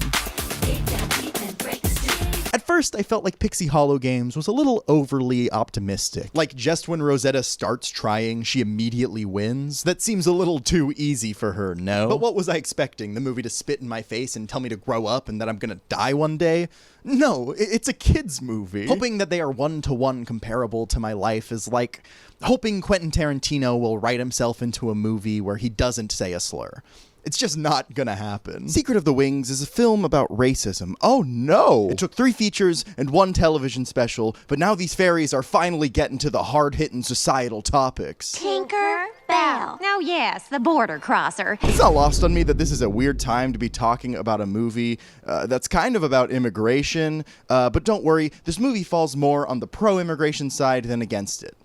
Almost. Queen Clarion introduces this film and tells us of the winter fairies and how they are misunderstood by the warm fairies. They are forced into separate lands and they're not allowed to cross the border into each other's world. This is inconsistent with the previous films, but that's not really what this video is about. There are plenty of videos talking about the messy lore of the Tinkerbell films. It just feels worth mentioning. These movies are incredibly inconsistent with their lore and their rules, so you just kind of have to roll with it like a little kid. And honestly, out of the bad things a kid's movie can do, so having inconsistent lore is not the worst. But this video is about the themes of these movies, and honestly, this fairy racism doesn't surprise me. Fairies are an incredibly particular people, and honestly, I don't find it hard to believe that they are segregators. I mean, think about it, they didn't originally let Tinkerbell go to the mainland because of the type of fairy she was. Fairy fun and games commence as the Tinker Fairies are making baskets for the Winter Fairies. They need them so that they can pour snowflakes onto the mainland. This, of course, implies that clouds aren't shit, and it's just been a bunch of fairies the whole time. What's new? Wait, but what about the Storm Fairies? What's the fucking point of them? Why introduce a new guild of fairies just to immediately write them out? I thought they controlled the weather. Fawn and Tinkerbell go to the border, which is perfectly separated by a magical line, and Tink tries to cross. No warm fairies are allowed in the winter woods, just like winter fairies aren't allowed over here. But alas, the fairies are ruled by fear and propaganda, and everyone agrees that the winter woods are off limits. Offhandedly, Fawn mentions that this rule was created by the Lord of Winter, who, despite the name, is not the most metal drag queen you've ever seen. Vague whims of fear loom over them, but no one has a clear answer as to why immigration is forbidden. It's just the way things are. Tinkerbell, however, the quirkfest that she is, doesn't want to abide by these societal shackles, so when taking bunnies across the border to winter with Fawn, she crosses. And it's beautiful, it's brisk, it's covered in pillowy snow. Her wings even begin to glow. How odd. But all of a sudden, Tink becomes weak. Her wings start to freeze and nearly snap. They were sparkling. They're freezing. Okay, now I'm gonna be honest, this is where the interpretation that this film is about racism can sort of fall apart. Think about it, in Pixie Hollow, there is a genuine health concern when crossing the border, which really isn't the case in real life. Imagine if every time you crossed the Nepali border, the atmosphere sucked the air out of your lungs, imploding your body. You'd probably tell people not to go to Nepal. But it's important to remember that this is a movie about fairies and not real life. Apparently, in real life, fairies don't bend light itself, which is kind of disappointing. Like, what's the real explanation? Science? If I learned anything from the Great Fairy Rescue, it's that that's a load of crap. That's what we wanted you to think. But as we gleaned from Pixie Hollow Games, when analyzing movies, it can be counterproductive to look for one-to-one comparisons to real life. Zootopia is a pretty solid movie about prejudice, but if it was an exact analogy, it would be implying that people of color are like lions and can kill people with their teeth, which is a lot more harmful than what the movie is actually trying to say. So rather than being pedantic, let's ask, what does Tink's wings becoming frail represent? Well, it represents going out of your comfort zone. Sometimes when we do something that scares us or something that we're not used to, we can get hurt. It's part of being alive, the inherent risk of drastic change, the risk that something we've had our entire life can be taken away from us. She goes to the doctor where there's this freaky bug that likes it when you touch his ass. What's with all of these freaky deaky critters, man? Jeez. The doctor says that Tinkerbell is fine, and much like most general practitioners, admits she doesn't really know what the fuck is wrong with Tinkerbell. Well, it must have been the light reflecting off the snow. But you should have never crossed the border. Winter is too cold for our warm fairy wings. Listen, I don't know what it's like to be a doctor. I just sit on my floor and make YouTube videos all day. But at least give her a referral to a wing doctor or something. So the conservative and willfully ignorant fairies dismiss Tink's curiosity, and her friends even laugh at her and call her crazy. The winter woods was calling me. You know? Get the doctor. But her fake-ass friends don't even indulge this and leave her to figure this out for herself. They are so set in their ways, conditioned by society to disregard any breaking of the status quo. I'm gonna say it, Pixie Hollow is fascist, quick to reject change and led by a dictator who wears a leaf as a dress. But Tinkerbell is built different. She's the Karl Marx of the fairies. Okay, this fascist metaphor is kind of getting away from me, but you see what I mean? Tinkerbell wants to change, to grow, and to learn new things. She is the unblemished hope of humanity, yearning for knowledge in a world of ignorance. She's you, dear viewer, embracing earnestness in a world of cynicism. Everyone thinks that hack James Gunn brought back the earnest superhero, but really Tinkerbell was that all along. Blaze is her Crypto, Vidya is her Lex Luthor, but with a cunty dress, and her Lois Lane is Terrence, maybe? I don't know. There's a million ships in this franchise, and I don't buy a single one of them. Except for these two trolls. These two trolls are my OTP. Do people still say that online? Tinkerbell goes to the library to research this weird occurrence with her wings, and even the creatures living among them are destroying evidence. Oh, Thanks a lot. Is he just a caterpillar, or is he the fucking deep state, man? That worm is a fascist! I just can't prove it yet. The library brings very few results for Tinkerbell because this book-burning worm eats most of the page she needed to read about sparkling wings. So Tink goes to the librarian, this Melvin, and asks if he knows anything. He reveals he doesn't, but there's a man who does, and he's named the Keeper. But the Keeper does. The Keeper? Who's the Keeper? He is the keeper of all fairy knowledge. He's sort of like the Giver, but royalty-free, and doesn't reveal that Pixie Hollow is secretly killing babies. But it turns out that the Keeper is a winter fairy, so Tinkerbell cannot see him.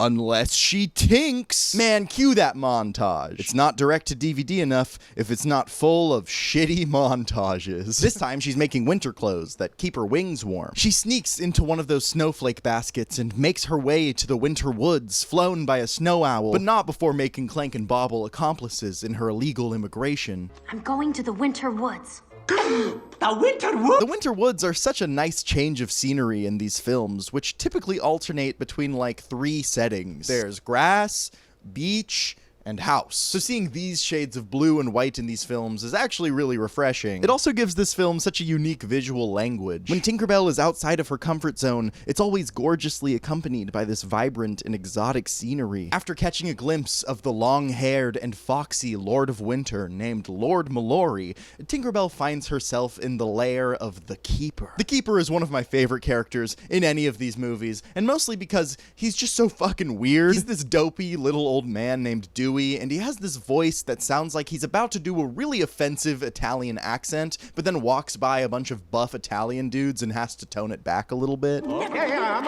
a-coming. And for some reason, despite me not being able to place it, this is the most believable accent in any of these movies. I fully buy that an old man fairy would talk like this, and I love every second that he speaks. Like, was the voice actor going for a Midwestern Mario? That's what he sounds like. Oh, well, I'll be a Yeti's uncle. When Tinkerbell sneaks into Dewey's house, she hears the voice of another girl, also talking about her glowing wings. How odd. All of a sudden, Tink's wings are glowing too.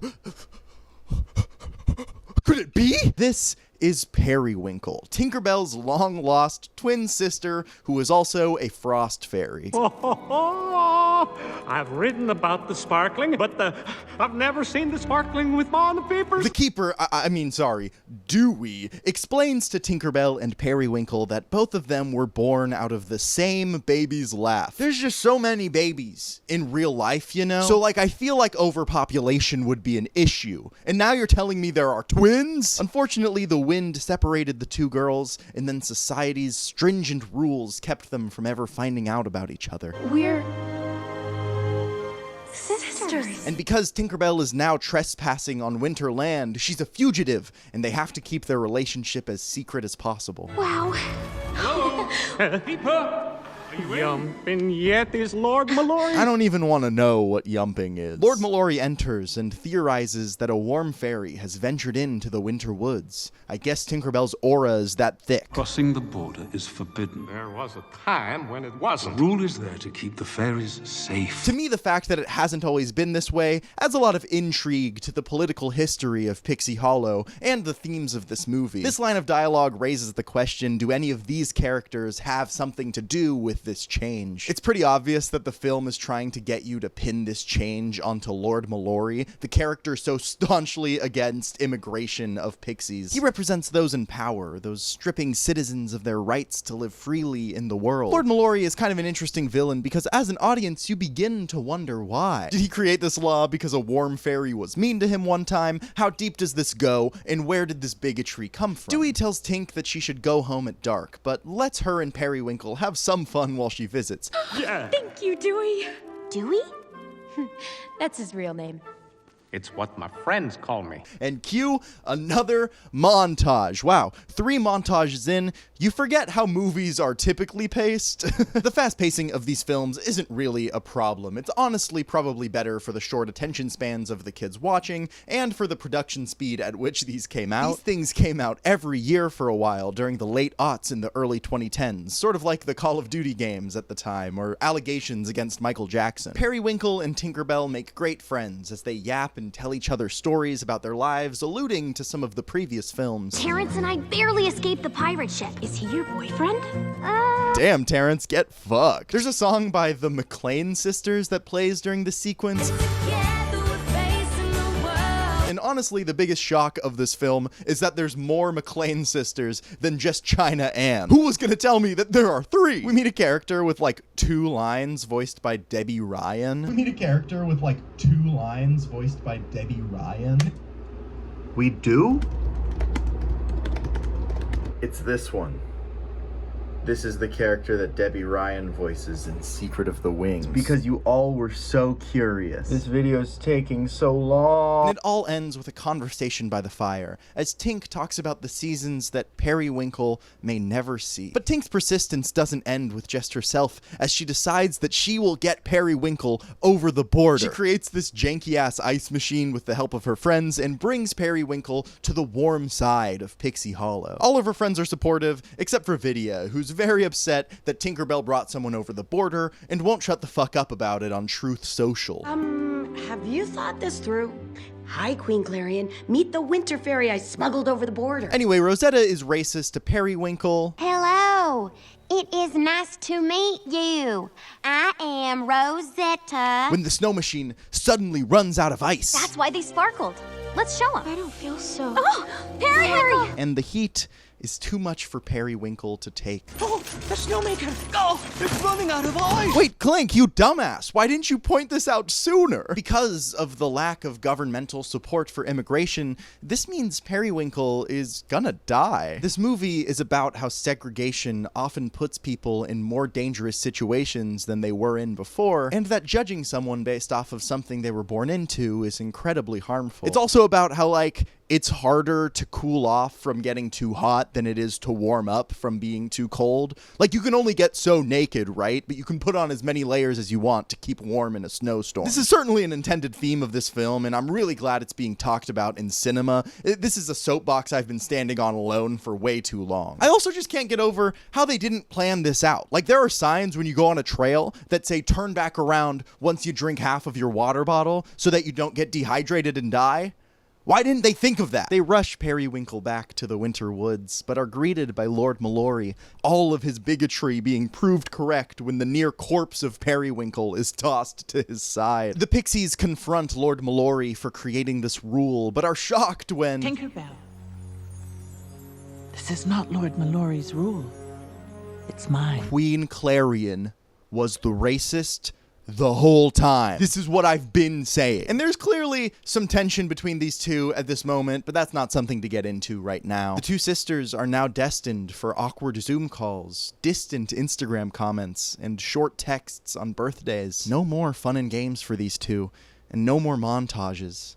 Just pain and the sadness of knowing a world that you can never return to. Okay, this part of the film is honestly kind of confusing thematically. The entire movie, we've been under the impression that crossing the border is actually good for fairies, and that they just need to be careful. But now that Periwinkle almost just fucking died, Queen Clarion and Lord Mallory have now been justified in the creation of this rather sweeping law. Because of this, the movie kind of makes this conservative claim that immigration is fine as long as there is strict and enforced regulation. In other words, if you cross the border without the consent of the government, you die. Man, this is a harrowing time to be watching this movie.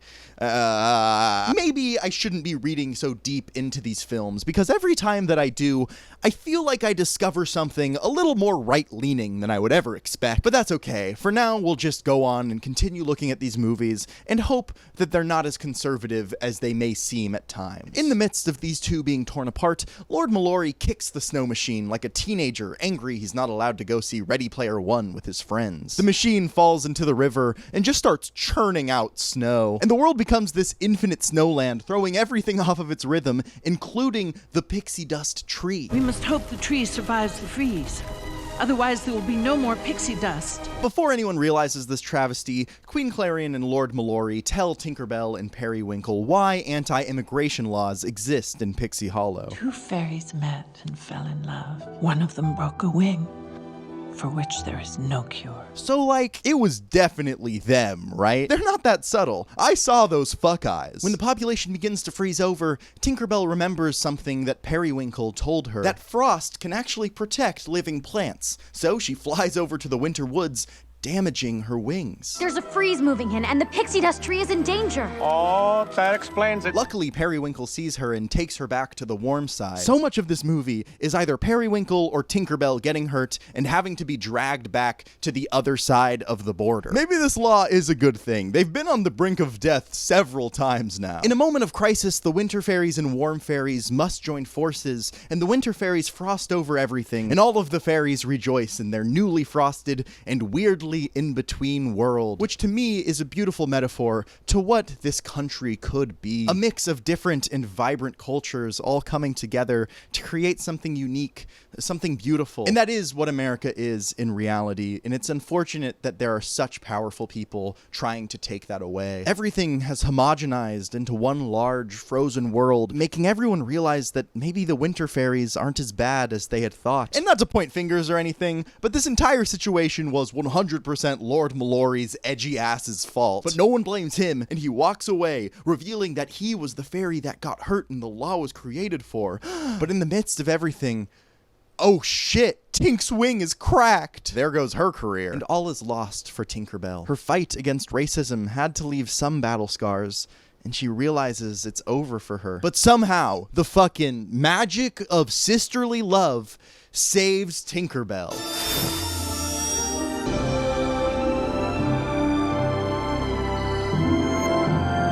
My friend Gabe pointed out to me that Frozen just ripped off this movie, and I am shocked at how correct that was. That said, I think Frozen is a little more focused thematically than this movie. When Elsa unfreezes Anna, it kind of makes sense on a thematic level. You know, the entire movie is about sisterhood. So when it happens, it's not too far-fetched, and it's a really emotional and great moment in the story. I know there's a lot of Frozen haters out there, but I've never been one of them. When it happens in Secret of the Wings, they never explain it, and the movie isn't that much about sisterhood for it to make sense immediately. Also, fuck Lord Mallory and Queen Clarion, I guess. Their love wasn't strong enough to fix his wing. I'm glad I'm not trying to make perfect comparisons between these movies and real life anymore, otherwise I'd be reeling over the fact that this movie essentially says that disabled people can be cured as long as somebody loves them hard enough. Anyway, the world is back in order again, and Queen Clarion and Lord Mallory share a kiss. Well, I didn't know they were gonna do the smoochy smoochity. Thanks, Dewey, you're a real one. And finally, the fairies now have border control. Yippee! Listen, I'm no expert on immigration. Despite what you might think,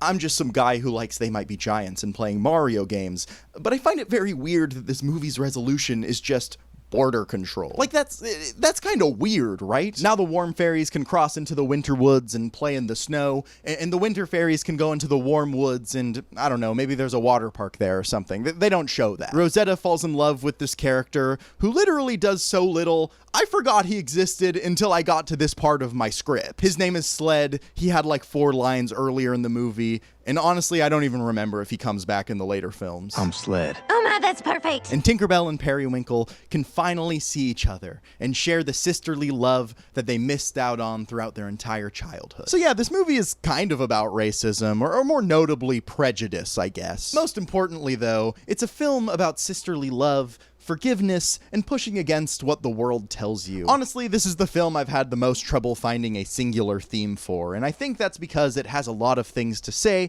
but I'm not quite sure how particularly well it says any of them. Most of the time, the film is just the fairies dicking around and having fun through lots of montage, but the conclusion I've come to is that at its core, this is a movie about what people will do for love. Tinkerbell goes so far just to see her sister again and let her see parts of the world she's never seen. Hell, she even sacrifices her wings for her. On top of it all, she pushes against the very prejudiced world that she lives in, all out of love for her sister. And to me, that's the most beautiful aspect of Secret of the Wings. It's easy to point at this movie and say it's about racism and then grasp at straws to get there, but honestly, it's a little less accurate. Yeah, it's funnier, but it's unfair to what this movie actually is. Honestly, pretty messy. Nothing broken? Nothing bruised? No. we're okay. As messy as it is, it's an important reminder that art is never about just one thing, and themes are never singular. Intentionally or unintentionally, movies say hundreds or even thousands of little things about being alive. And this movie is proof of that. And it's also proof that fairies, they were racist the whole time. Pixie Hollow Bake Off is a film about, it's a 4-minute long short, and oh boy is it a doozy. Because this movie is kind of hard to come by, we will be watching a re-upload by esteemed TikToker at I Love Barbie. Thank you, I Love Barbie. I love you. It begins with Clank announcing the competitors in the first ever Pixie Hollow Bake Off. To the victor, the honor of baking their winning cake for Queen Clarien's Arrival Day party. Competing is actually a new class of fairies. Wow, these short films really love to introduce new classes of fairies. Meet the baking fairies. They are led by a cutthroat celebrity chef type named Geneva. My name is Gelata, and baking is my life. Okay, let's get this set up here. I'm recording this at 1:45 in the morning. I'm finally alone. I know that sounds like a late time to be alone, but my lawyers just won't stop talking to me. Okay, here it goes. I've never had to do one of these before, but here goes nothing.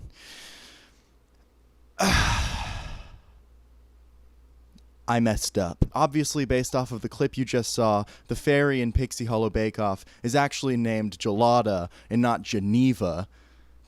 Because why would it be Geneva? I was so caught up with the theme of this one that in my notes, I just wasn't really listening to the names of the characters. I was thinking about what the film itself said. But I feel really stupid about this because of course her name is Gelada. I just feel like I fully neglected the pun. And I'm mad that I didn't catch it until I was editing. So let's just pretend for the rest of the video that I was doing it ironically, guys. I knew her name was Gelada, but I thought it would be funnier to just call her Geneva because that's not her name. It's like when I call Autopia at Disneyland Autotopia. It just fuck you to any play on words. So I did on purpose. So I guess the apology video joke doesn't really work anymore if that's what we're rolling with. Just let's just move on. This was stupid. Let's just get back to the review. For the last 399 years, we, the baking fairies, have made the same mouth-watering, frankly perfect cake for the Queen's arrival day. This short is shot like a documentary with like the talking heads and everything. This is the most fourth wall breaky that these films ever get, which was pretty shocking to me. I was so immersed in the world of Pixie Hollow that it never occurred to me that there could possibly be like cameras and stuff. It's very peculiar and frankly so unnerving to have Tinkerbell talking to me. I'm not even sure how this happened. I may have casually suggested that Gelada shake things up a bit this year. The title is a very tongue-in-cheek reference to the show The Great British Bake Off, which premiered only 3 years before this short came out. Great British Bake Off is one of me and Allie's favorite shows, so I was really intrigued that they did a parody of it. The vibe, however, is decidedly not similar to the show. These guys beef like crazy. It's really intense. The conceit of this film is that Tinkerbell thinks that baking is actually easy as shit, and that the baking fairies are super boring with their cakes. Tinkerbell has this urge to spice things up, but comes into the competition with absolutely no respect for the game. I mean, isn't baking just tinkering with flour? She said what?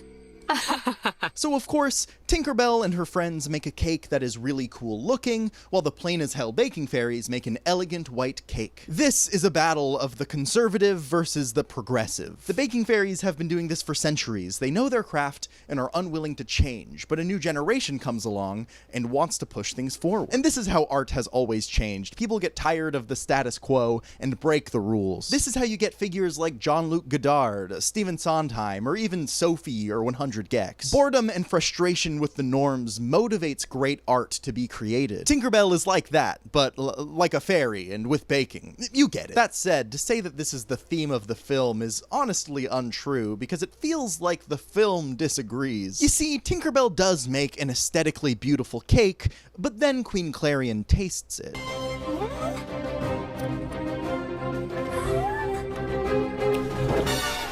And it makes her vom everywhere. So, we lost on taste. But the good news is, the Queen is feeling much better. So the baking fairies win. And this seems like almost something that I agree with. Tinkerbell came into this competition massively unprepared. She doesn't give a damn about the art of baking, and she fails because of it. Art is not just an expression of oneself, it is a craft and something that you actually have to work hard at to create something that is effective and revered. In a way, you could perceive Tink as a culture vulture of sorts, trying to change the game game without understanding how it works. At the same time, however, while unrefined in execution, Tinkerbell's ideas are rather innovative. Even Queen Clarion agrees with this. I love it. So perhaps Geneva will learn and maybe even take inspiration from this up-and-coming kid trying to change the baking game. But then, there's one line at the end of this film that just ruins everything. Will I shake things up? Absolutely.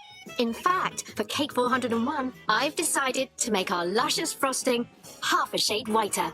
How's that for radical? Geneva has learned absolutely nothing. Okay, so as a piece of entertainment, I have no problems with Pixie Hollow Bake Off. It's short, it's fun, and it's silly. But thematically, this one broke me. It really doubles down on the whole stay-in-your-lane themes that I've been catching from some of these movies, and I don't really like that that's what these movies are about. Honestly, it's a little troubling the amount of work I've had to do justifying the themes of these movies. I want to say that this short is about respecting the craft of baking, and how it's bad to go into a field you're unfamiliar with without trying to understand the skill needed to pull it off.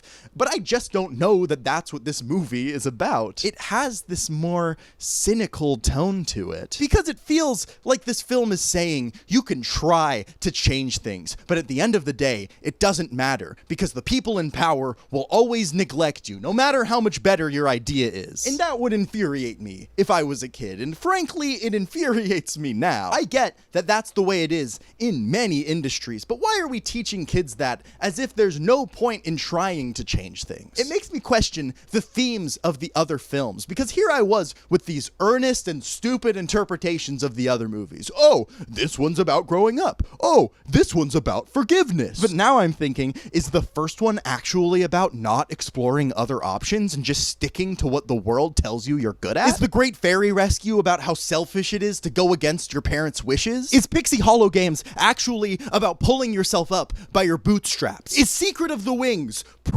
strict border control? It's time to ask the question I didn't even want to ask in this video.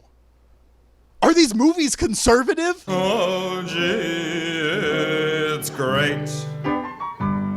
At last we've got a senator who can really sing and dance. These movies have taught me so many amazing lessons. They taught me that if I am told to do something, I have to do it even if my passions lie elsewhere. That people are mean and will only change if they discover that magic is real, and that strict border enforcement is good, actually. Why is that what these movies are about? Maybe I should just listen to these movies. Life is uncontrollable unless you're the 1%. People suck. The world is terrible. Follow cynicism. Faith, trust, and pixie dust my ass. Because Geneva, some rando that you've never met, is gonna laugh in your face for even entering the Pixie Hollow Bake Off. Because she's been doing this longer and knows everybody. She knows what Queen Clarion likes in a cake. And frankly, she just has more power over you. Earnestness only gets you so far in the real world, Tinkerbell. You need connections. Network with your fellow fairies. Do the thing that society tells you to do and stick with it. Because even if you become good at baking, you're gonna fail. So just give up! Okay. So maybe I'm overanalyzing these movies a little bit. Of course, honestly, I don't think that life is terrible, or that you should give up on your dreams, or any of that. If you know anything about my channel, you'll know that earnestness is very important to me. And I don't necessarily think that these movies are staunchly conservative, at least intentionally. It's important to remember that art isn't a product with a concrete meaning enforced by executive producer John Lasseter. The meaning of art is entirely in your hands. It's in the eye of the beholder. Art means lots of things, and it can mean something entirely different to you than it does to me, and it can mean an entirely different thing to you today than it does tomorrow. The artist's intention is of course important, but at the end of the day, what I think is most valuable in art is what it says to us about being alive. And the meaning can change interpersonally at any given moment, which is one of my favorite things about art. Art lives and breathes by humans finding new meaning in it every day, which also means that on a bad day, these movies are about how you should just give up, because Geneva's just gonna walk in and fuck you over. But on a good day, these movies are about learning how to live. I think as a culture, art criticism has become so sterile. This movie is mid. This shit makes no sense. TSPMO. It feels like there's two sides of a spectrum. On one side, you have people saying, just nod your head and listen, bro. Smile. It's not supposed to be deep. You're supposed to just dance. And on the other side, you have people getting into the nitty-gritty of technical reasons why they didn't like the new Superman movie. And genuinely, I kind of believe that both sides of that spectrum have something interesting to say about art. But the thing that so many people are starting to neglect when they interact with a movie or a song or a TV show is how it makes you feel. And for me, lately, that's been something I've been paying attention to. And is that not the intention of every piece of art? To make you feel something. So over the past year, the thing that I've taken into consideration the most when watching a movie is how it made me feel and what that piece of art means to me. And honestly, that can change all the time. Technical craft and skill is always going to contribute to the effectiveness of a piece, but not always necessarily. The meaning that I glean from art and how it makes me feel is always going to be the most important thing when it comes to interacting with it. And though these movies made me spiral quite a bit, just a second ago I was screaming at you to give up like a lunatic, these movies do not feel like cynical nightmares, at least not all the time. They are layered like a cake, and aptly, Pixie Hollow Bake Off is about a lot of things. It's a glimpse into the downsides of living in the modern world, one of supposed societal order. While Tink can flourish and break from the shackles of the social constructs a tinker bears, when she expands outside of her comfort zone, she's held back a bit. Despite what I said, this is not a movie about sticking to what you know and how it's stupid to leave your comfort zone. It's a film about learning and failing while you do so. And it's a film, most importantly, about ego. Tinkerbell thinks that she and her friends are just automatically better than the baking fairies because of their ideas. She looks down upon them and finds Geneva's cakes uninspired and non-creative. Now, there is an opportunity for these two to learn from each other, an opportunity not taken advantage of by this film. And while that's not the perfect little outcome that my theme-infested brain wanted, there's a case to be made here that, once again, this is more true to real life. People don't just change at the drop of a hat. I mean, look at it from Geneva's perspective. Tink pulled up, roasted her shit, got all of her friends to gang up on her team of baking fairies, and then made a cake that was cool, I guess, but it tasted like shit and made Queen Clarion pee out of her ass. Sorry, I got a little too into that one. The people who made Pixie Hollow Bake Off might not have thought out the themes of their movie before making it, and it's certainly not perfect. But did it change my opinions on what these movies are about? I mean, yeah, totally. I just lost my shit over how conservative these movies are. That's gonna affect me a little bit throughout the rest of this video. As I said, Secret of the Wings isn't just about border control. It's about sisterly love and changing your mind. Tinkerbell isn't just about being forced to do something even if you aren't into it. It's also about finding your true passion and exploring to figure that out. Even though Pixie Hollow Bake Off, a 4-minute short, gave me a bit of a crisis, I think a lot of that depended on how I was looking at it and the mood that I was in when I watched it. You can interpret pieces of art in as many different ways as you want. All that really matters is what it truly means to you. And if you watched Pixie Hollow Bake Off and it changed your life, I'm genuinely happy for you. My point is that you can interpret movies in however many different ways you want, and all that really matters is what that movie means to you. Some people think Fight Club is about the woes of living in modern-day working-class America, and how masculinity can become an endless cycle of negativity. Tyler Durden is a manifestation of the most horrible parts of our subconscious, and the world we live in makes those parts of us take over, which only leads to terror. But I think it's just a dope-ass movie about some crazy guys messing around. Man, aren't movies cool? The Pirate Fairy is about failure. It's also the movie where you remember that at one point these were spin-offs of a movie called Peter Pan. Tinkerbell actually shares the main character slot in this film with Zarina, an edgy and ever-curious dustkeeper fairy. She wasn't in any of the previous movies, even in the background, but it's implied that she's been here the whole time. During the fairy fun and games at the beginning of this film, Zarina walks by, a shock to all of the fairies around her. Out of pixie dust again, Chuck? You know me, Rosetta. Zarina explains that she, in fact, actually likes to walk, which makes her sort of an outcast among the other fairies. Zarina is unlike any character we've seen so far, for one main reason. She actually likes being different. Tinkerbell is outcast all the time, there's no doubt about it, but she seems so fucking miserable about it. Zarina is an interesting character to me, because while she's sad to not be accepted by her community, instead of trying to change herself to fit in like Tinkerbell tried to do in the first film, she does something else. She rejects the world. All that I am is gonna dust keeper fairy who's always out of pixie dust. Ironic, isn't it? Zarina works in the dust-keeping factory with the other dust-keeping fairies, but unlike the rest of her co-workers, she's endlessly curious about how pixie dust actually works. When she's reluctantly asked by Fairy Gary to collect some blue pixie dust, she keeps asking questions, much to the chagrin of everybody around her. Exactly 26 specks. But why 26? We put in 26. But why? And I think a lot of people can relate to Zarina here, and I'm really glad there's a character like this in these movies. I was kind of similar as a kid, always asking questions and wanting to understand this weird-ass world around me. And a lot of people just do not fuck with that. To many, asking questions is a sign of weakness, or just straight up annoying. It's hard to be in pursuit of knowledge in a world that feels it functions better in ignorance. The people are perhaps happier, yes, but not better off. Zarina feels this struggle more than most, and questions why there aren't other colors of pixie dust, just blue and gold. And in response, she's told to fuck off. Dust keepers are forbidden to tamper with pixie dust. But one speck of blue pixie dust was caught in Zarina's hair, which 1, makes you question the dust factory's health codes, and 2, let Zarina put that big-ass book of dust-keeping experiments to the test. She starts experimenting with fragments of the speck. Zarina is able to make different colors of pixie dust, which all have different powers. Like orange pixie dust can move light. Oh man, do not give that orange pixie dust to me. I'd be shining it at planes. Anyway, Zarina takes her discovery to Tinkerbell and is like, you know how you always break the rules and shit and get away with it?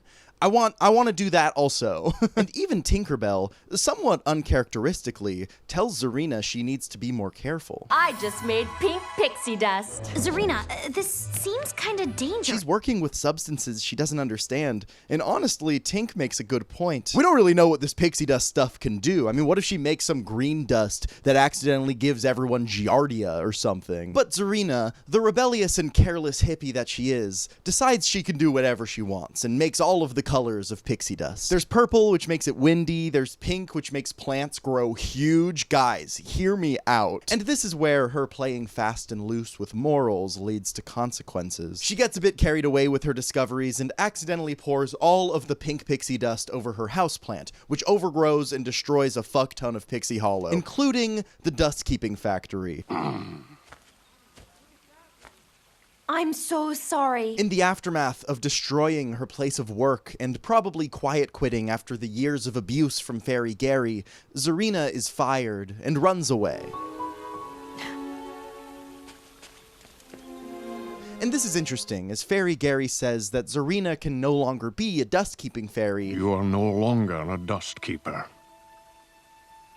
It's simply too dangerous. And this confuses me for 2 main reasons. The first is that if Zarina isn't a good dustkeeper fairy, I'm not quite sure what a good dustkeeper fairy is. In my opinion, Zarina loves pixie dust. Shouldn't that make her a good dustkeeper fairy? If not, this has to be the worst league of fairies you can join. If you're a dustkeeper fairy, it seems you're just bound to a factory your whole life with no freedom, and I just can't imagine anyone choosing this path if that's all it is. The second reason this is a mind-boggling moment is because Zarina's disownment goes against a rule set by the previous film, which is that people are destined to be the roles they choose at birth. There's like a whole ceremony the moment you're born, and not a single character has truly broken free from the path they chose. And spoiler alert, at the end of the movie, neither does Zarina. The reason that I find this different than when Tinkerbell ran away from being a tinker is that her boss did it. Like, at her core, Zarina wants to be a dust-keeping fairy. They just won't fucking let her. You are no longer a dust keeper. Zarina loves pixie dust, just not in the way that society has deemed normal. So she's disbarred and uncertain of what to do with her life. I wish they had sort of fixed this in 2 ways. Either instead of firing Zarina, they punish her severely and make her work in like the slums of the factory, or they do fire her and she sticks around for a while and is sort of like a factionless fairy. I think both of those options would have been a little more interesting for Zarina's character and a bit more consistent with what we know Pixie Hollow to be, but alas, that's not the movie we're watching. Zarina is fired and runs away, taking all of her potentially world-destroying pixie dust with her. You know, the stuff she just did terrorism with. Next, we jump to a full year later, which is a plot device that these films have never yet used. I love a good time jump, especially when they're earned, and this one throws us right into the middle of a big festival. It's a different festival than the Pixie Hollow games, but it's the same venue in case you were curious. Periwinkle is there in her singular cameo after Secret of the Wings. Hi, Perry! That's my sister. She has 0 lines and never appears again. And who said these movies don't build on each other? During the 4-season festival, an inexplicable arena show that the audience goes absolutely apeshit for, the fairy gang notices from backstage a bunch of pink flowers growing in the audience. And you'll never guess who's fucking growing them. Wait, is that Serena? Serena? She's back? She has this new fuck-ass haircut that looks like a Mufasa Halloween costume that was left in the attic for a little too long. Those pink flowers drug everybody in attendance, except for our main 6 fairies, who hide in a box and are saved by Clank, who was pooping. Oh. Oh no. While everyone is asleep, Zarina goes to the factory and steals all the blue pixie dust, and the fairies decide to go after her, all while Vidya makes some snide remarks. Pirates. Great. Now there's pirates. Not to brush over that reveal, but great, now there's pirates, might be the funniest line of all time. All the main fairies go after Zarina, which means that this is the first and only movie in this series in which all of the 6 fairies are together in the same plot line, which is all I've ever wanted. These characters are also silly and different and voiced by really entertaining voice actors, so watching them interact with each other is just so fun. What? No, nothing. These are probably some of my favorite moments in any of these movies, though, even if Vidya is still mean as shit all of the time. Maybe they're nice pirates. Right. This might be a niche observation, so bear with me for a second, but she seems like the type of character that a bully in elementary school would try to emulate all the time. Like, you just know that Vidya was your childhood oppie's favorite character in this movie. And if she was your favorite character as a kid, maybe you were the op. Zarina zooms off into the sea with the stolen pixie dust and meets with a ragtag group of pirates. Included in this group is a certain James, who doesn't yet have a hook, if you catch my drift. I'm really pushing the cultural relevance of Peter Pan right now. We learn that Zarina is in fact working with these pirates, and that their main goal in life is to replicate the pixie dust tree and create their own sustainable form of pixie dust manufacturing, thus bringing Zarina, the worker, closer to the means of production. Hey, maybe these movies aren't so conservative after all! The fairies, however, aren't able to catch up right away, as Zarina throws a slew of colored pixie dust at them. And this means 2 things for our main characters. The first is that their powers are now all out of whack, and the second is that now they got dope new dresses. Hey, let's sell some fucking dolls, Disney. The dolls actually do go kind of crazy, though, I won't lie. But yeah, all of their powers are now swapped with each other, which is a pretty cool gimmick for this movie to have. Tinkerbell is a water fairy, Silvermist is a fast-flying fairy, Fawn is a light fairy, Iridessa is a garden fairy, Rosetta is an animal fairy, and Vidya is her worst fear, a blue-collar worker. No, it can't be. Don't say it. Tinker. Guys. Needless to say, everything is wacky, and they need to get the blue pixie dust back from the pirates before they cause mayhem. These are some of the most wild and fun stakes in any of these movies. I feel like it fully embraces the fantasy aspect of these films, and also it just sets up a fun adventure to watch. They're on the heels of the pirates when they meet this little fucker. Hungry crocodile. Who is yet another character from the original Peter Pan. And you know, I could be upset at all of the fan service in this movie. I could say that this is the Solo, a Star Wars story of the Tinkerbell franchise, serving as an origin story for characters that I didn't really need the origins for. But I gotta be honest with you guys, I don't feel that way when I see this little Crocky. I think the annoying fan service critique only really works with me for non-adorable non-critters, because honestly, I don't feel a single bit of malice in my heart when I see this green little fuck. I gotta be real, I just fuck with him. If I'm being honest, I don't think this movie goes far enough as a prequel. I had thought that maybe we would see the origin of Captain Hook here, given that this movie includes his hand and the crocodile that eats it. But spoilers, James has both of his hands for the entire movie, which to me is a super big missed opportunity. Anyway, the crocodile imprints on Rosetta. And the fairies catch up to the pirate ship, and it's at that point that we learn that Zarina is the captain. Your plan worked perfectly, Captain. And the pirates go on, I'm being serious here, to sing a musical number about the pixie dust that they covet. No one can stop us when we're so high. They will all cower in fear. And man, oh man, was I in need of a musical number. In any other setting, I'd goof on this song, but I had had a really bad day when I watched this movie, and all that I needed was a musical number in a Tinkerbell movie, okay? It's a song about flying around in a magical pirate ship and stealing a bunch of shit. What is not to love? This whole plotline is actually a reference to the end of the original Peter Pan, in which Tinkerbell covers Hook's ship with pixie dust and they fly away. Which is cool and all, but a real fuck you to Captain Hook if you consider this movie as canon. Like, yeah, we're gonna throw you overboard, likely to your death, and also do the thing you've wanted to do for years. It's kind of endearing how much they all love this little fairy, proving that size doesn't matter, right? Anyway, Rosetta talks to a rat with more respect than she had for Tinkerbell's immigrant sister. Would you mind terribly moving on? We need this space to do a little hiding. And when she finds out he was a rat, she goes back to her bigoted ways. It was a rat. Ew.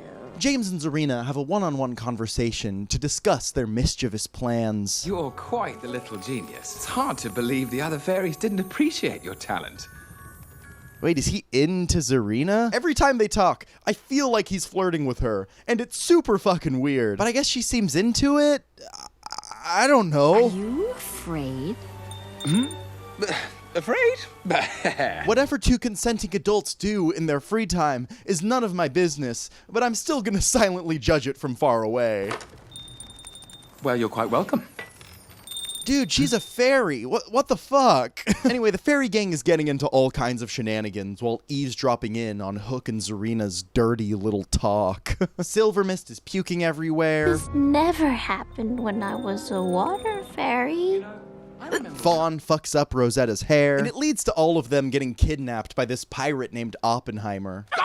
Got them all in one swell foam party. Seriously though, I can't get over how fun it is to have all of the fairies together in this movie. They're so fun, and I feel like every little girl's favorite part of watching these movies was tagging themselves as one of the fairies, so I'm really glad they're being utilized properly. Finally. Lean right, fly right. Honestly, Captain Hook is pretty chill in this movie. Maybe it's because he's voiced by Tom Hiddleston, who has a rather charming and soothing voice, but he's also different from these other pirates. He just wants to respect his fairy queen. Anyway, Zarina teaches Captain Hook how to fly, as Tom Hiddleston forces laughter out of the deep crevasses of his soul. And you know what? Maybe I should take it back. I'm sorry for shaming them. Love is love. Fairies are such gullible creatures. No! He's evil, and he called her a slur. This is yet another example of this movie not fully taking advantage of the fact that it is a prequel. I feel like it's so much less interesting to have Hook be the villain in this movie also. How great would it have been for this to be his villain origin, and we find out why he hates fairies so much. He'd get his heart broken by Zarina, and then become an incel who's really interested in flying little boys. But it turns out, he was into little boys the whole time. So once again, all is lost. The fairies are captured, Zarina is put into a jar, which is a weird motif for these movies to have, and the pirates are going to do terrorism with the pixie dust, notably without Zarina's communist motivation of spreading the wealth. But luckily for the fairies, this movie uses what might be my favorite trope of all time, that one where the little baby animal that imprinted on you earlier comes back to save the day. Okay, now pull us off the table. Come here.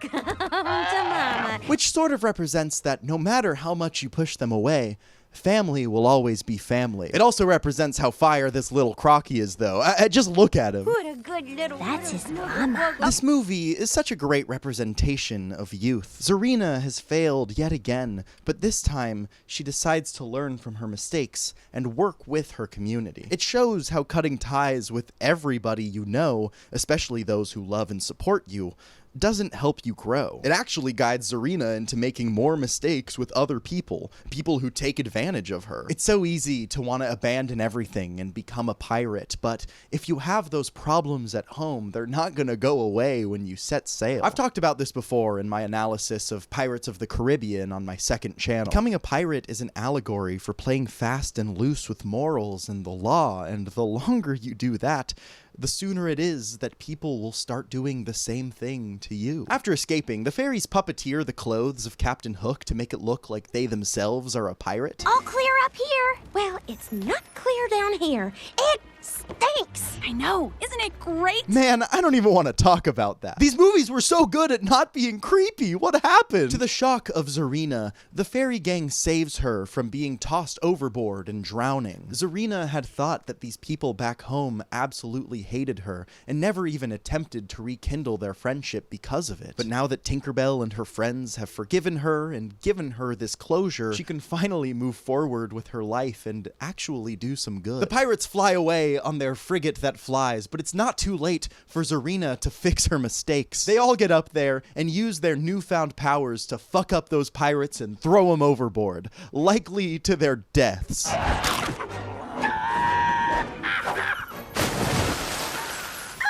that's my crocky. Like, those guys are definitely fucking dead, right? And you laughed. Huh? It's kind of an Avengers moment when all the fairies have the hang of their new powers. Like when Fawn shines a light on this guy's ass and he runs off to his death, I can just imagine a theater of a bunch of little girls going crazy. The fairies destroy the pirates, which is a sentence likely only ever said at a Little League baseball game, and the crocodile eats an alarm clock thrown at him. Oh, you ate my mummy's clock?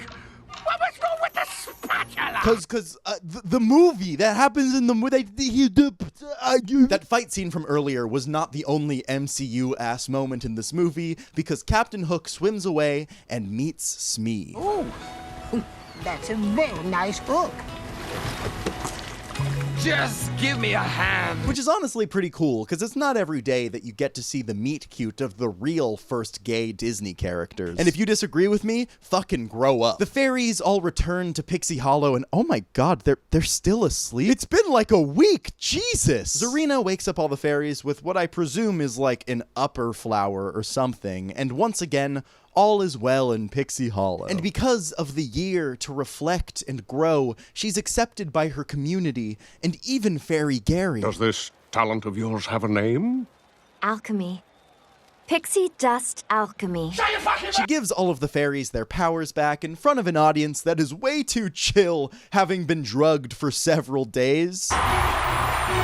And they all take a bow, showing that Zarina does fit in. She just had to embrace her uniquenesses and wait for the rest of the world to understand her. And in fact, Zarina fits in so well that she never appears again in another movie. And that's The Pirate Fairy, a movie that captures youth from every angle. It shows failure, attempting to fit in, trying to find yourself to no avail, and even hanging out with the wrong crowd. It's a coming-of-age film, and a really great one at that. And I think it's great that the theme of the film is that being who you are is okay, even if the world doesn't understand it. Zarina is just your average band kid lesbian who likes Has-Been Hotel a little bit too much. And this movie makes the somehow bold claim that, hey, maybe cool it on the references a little bit, but you're still a good person and you deserve to be loved. Guys, there is one more Tinkerbell film left to review, and that film is Tinkerbell and the Legend of the NeverBeast. One of the weirdest films in the entire series, as we are about to deeply dive into. But really quickly, I want to talk about how odd it is that this is the final film in the series. Without giving it away and leaving you without a purpose to finish this video, this movie is not a conclusive ending to the Tinkerbell franchise. And unfortunately, it wasn't meant to be that way. Another film was planned to conclude the series that never made it to production. In the film, allegedly, Peter Pan was supposed to show up and we'd see Tinkerbell and his relationship blossom. There's also a movie speculated to have been in development called Tinker Academy, but I couldn't find any conclusive sources to back that up. There's a concept artist who shared some art he worked on for it, but in the interview they refer to it as Tinkerbell Academy, so it's kind of unclear how deep into development this idea ever was. There's a fan wiki page though that treats every morsel of info we have as absolute fact. So if you're into that sort of thing, there's that. And that would have been nice to see, and to have an ending to these movies would be delightful. But unfortunately, I don't think that's true to the type of film that Tinkerbell is. In the world of direct-to-DVD releases, it's very rare that this many movies are made, and honestly, it's kind of impressive how many Tinkerbell movies there are. But it's unfortunate, given my obsession with these films for the past several months, that the legend of the NeverBeast is the inconclusive thing that it is. But with that context out of the way, let's talk about the final Tinkerbell film in the series. We've made it this far, we might as well. Tinkerbell and the Legend of the NeverBeast is about the fear of change. The allegory here is interesting to me, as that scary change is represented through our main character loving and caring for animals society deems dangerous. As we have learned, the conservative Pixie Hollow doesn't take too kindly to the other, and despite several films either addressing or broadly gesturing towards this prejudice problem, it seems that unfortunately, Pixie Hollow still kinda sucks. This movie follows Fawn, which is really exciting given that Tinkerbell hasn't really been a flawed or interesting character since the second one. At the beginning of the film, there's yet another narration that explains a bunch of lore that won't really make sense until later. It seems like they're pulling out all of their favorite tropes for this one. This comet you see has been here before. The ancients described it in old fairy lore. According to this ancient fairy lore, a creature is awoken every few thousand years, but we don't yet know why. We then proceed to our final fairy fun and games, this time only with Fawn and all of her animal friends.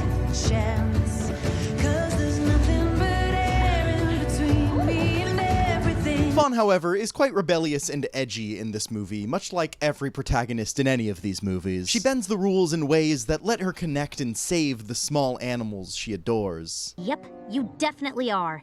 I know that look. I invented that look. She orders a large wagon from Tinkerbell so that she can smuggle a hawk, but doesn't tell anyone. It's okay, Hannah. Tink's with me.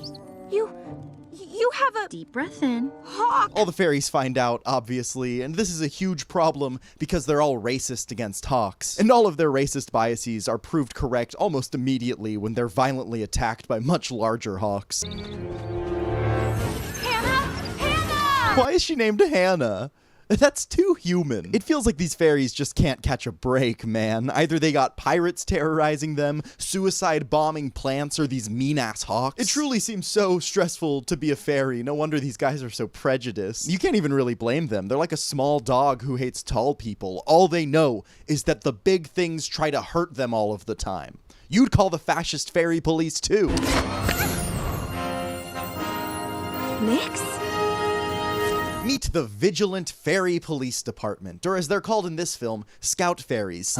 Pixie Hollow's finest. Their sheriff of sorts is named Nyx, and she acts as sort of a foil to Fawn's rebellious nature. She's strict, she plays by the rules, and she takes no bullshit. How am I supposed to keep us safe if Fawn keeps bringing dangerous animals into Pixie Hollow? Last time, it was rats. I like Nyx as an antagonist. These films seem to work a lot better when they have a more concrete villain, and Nyx being a cop certainly makes her the scariest and most realistic one yet. And honestly, I just like that she's a cop, because now I get to make my trite cop jokes with a reason. And you know, I'll do that any chance I get. In deep contrast to the donut-loving Nyx, Fawn doesn't play by the rules. In fact, she actually has most of Tinkerbell's character traits in this movie. I invented that look. Whenever they give the protagonist role to another character in these movies, they always seem to nerf Tinkerbell quite a bit. She plays an entirely secondary role in this one, and because of that, they forget to, like, make her do anything. If she wasn't in this movie, nothing about the plot would really change. Which is funny, because this is the first film since the Great Fairy Rescue to bring back the naming convention of Tinkerbell and the blank. But honestly, I wish that more of these movies followed a different protagonist. I didn't have a real opinion about Fawn before this movie. In fact, I had only said her name 7 times in this video before this movie. But now I, care about her, and when I rewatched the other films, I started to notice her more and think, hey, there's Fawn. I kinda like Fawn. She's cool. And I feel like the ensemble moments of these films would have only been made stronger if there were more movies about the other fairies. There literally would have been no downside to doing that. It would have sold just as many copies because Tinkerbell's name is still in the movie. Fawn's punishment for smuggling a weapon of mass destruction into Pixie Hollow is that she has to teach bunny school. Obviously the worst thing in the world. These fucks just do not learn. Oh, Callisto, remember, it's hopping, not walking. But then she hears a moaning in the distance as a spooky glass marimba fills the score.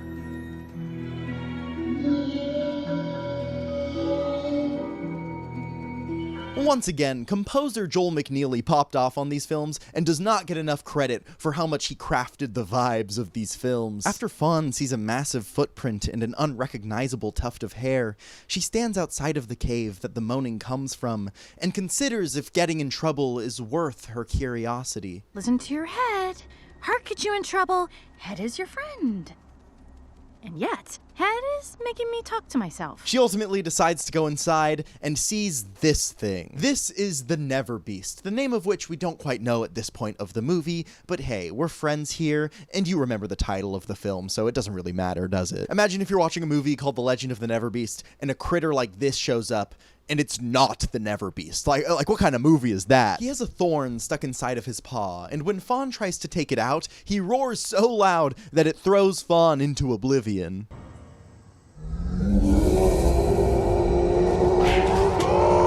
After this occurrence, the scout fairies interrogate the animal fairies on that loud sound they just heard, and they all immediately snitch on Fawn, which is confusing because you'd think that animal fairies would know their way around pigs. Well, if it came from anything big, Loud. Scary. and dangerous, try Fawn. Meanwhile, Fawn observes the NeverBeast, who is slowly moving rocks in a pile. Riveting stuff. This is probably as good a time as any to say that I do not fuck with the character design of the NeverBeast. He looks like if you took Appa from Avatar: The Last Airbender and flattened his head with hammers. He's ugly, therefore I don't care about him. Why can't you be Blaze?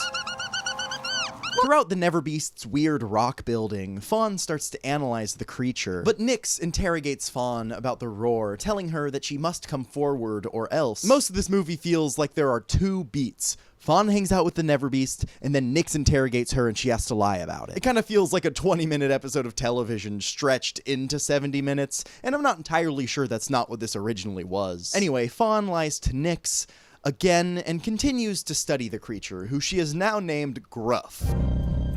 You don't have to be so gruff about it. That's it. Gruff. There's a montage afterwards with one of the worst songs I've ever heard. I'm sorry, this one's putting me on some hater shit. I still do like these movies. At this point, though, all that has happened is that Gruff has created a massive tower of rocks, and then he goes and starts creating another tower of rocks. Why not enjoy yourself a bit while you work? He loves towers. This is his main character trait. To the fairies, this seems weird and otherworldly. It scares them, as they just don't understand it. And as an audience member, it puts me into a fucking coma. Anyway, moving on. The most interesting thing to happen in a while is when Fawn starts up a rock throwing game with Gruff, and he almost takes out a bunch of garden fairies.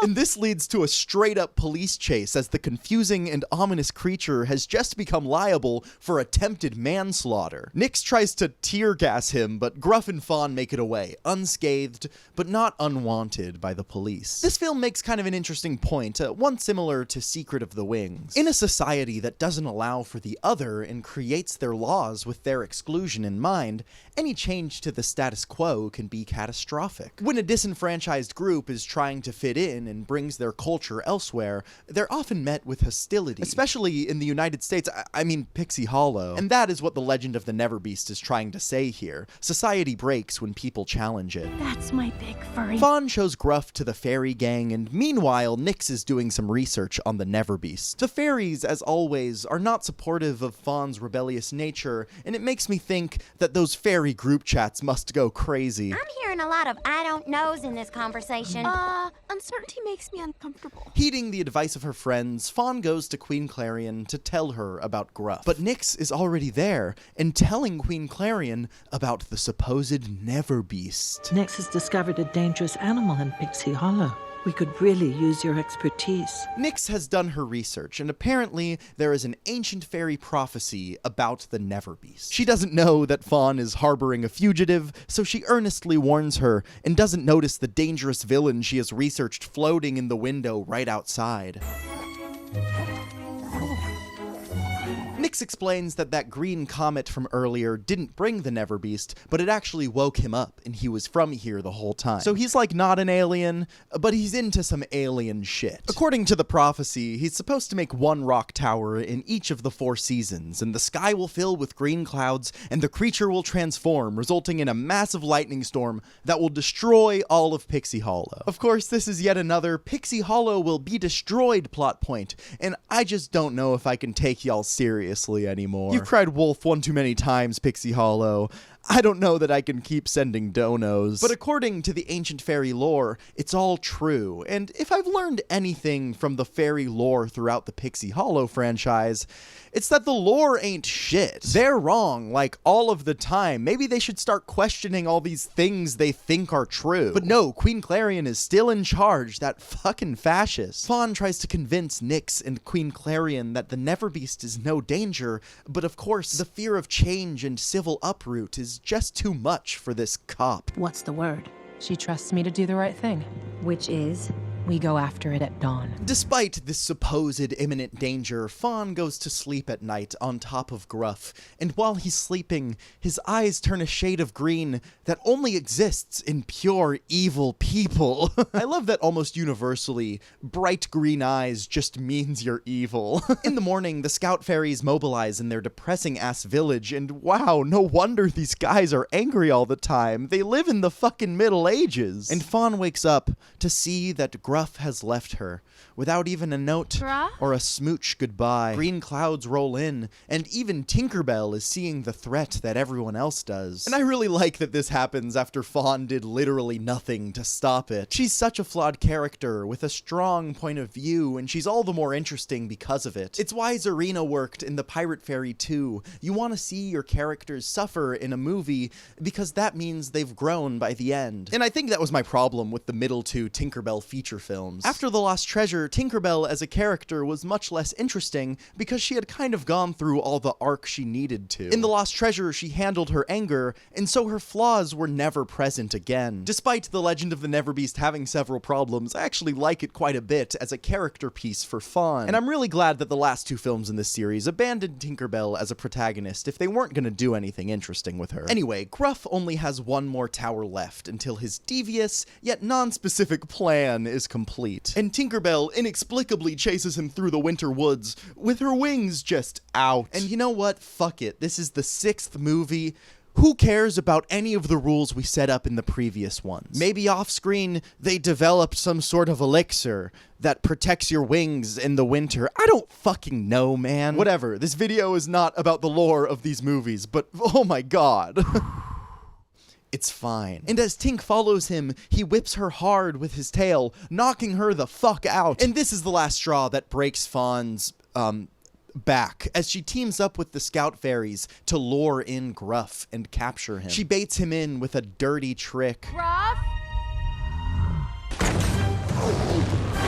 And this shows that fear of the unknown can affect anybody. Over time, and with enough convincing, you too can become the villain you once sought to destroy. Was it worth it, Fawn? You dirtied your hands, betrayed your own friend, and you didn't even get a cool-ass bag of silver. And for the final time in these films, all is lost, as Fawn lost her dog or whatever, and the world is still covered in green clouds. But it's at this point that the film asks a really interesting question.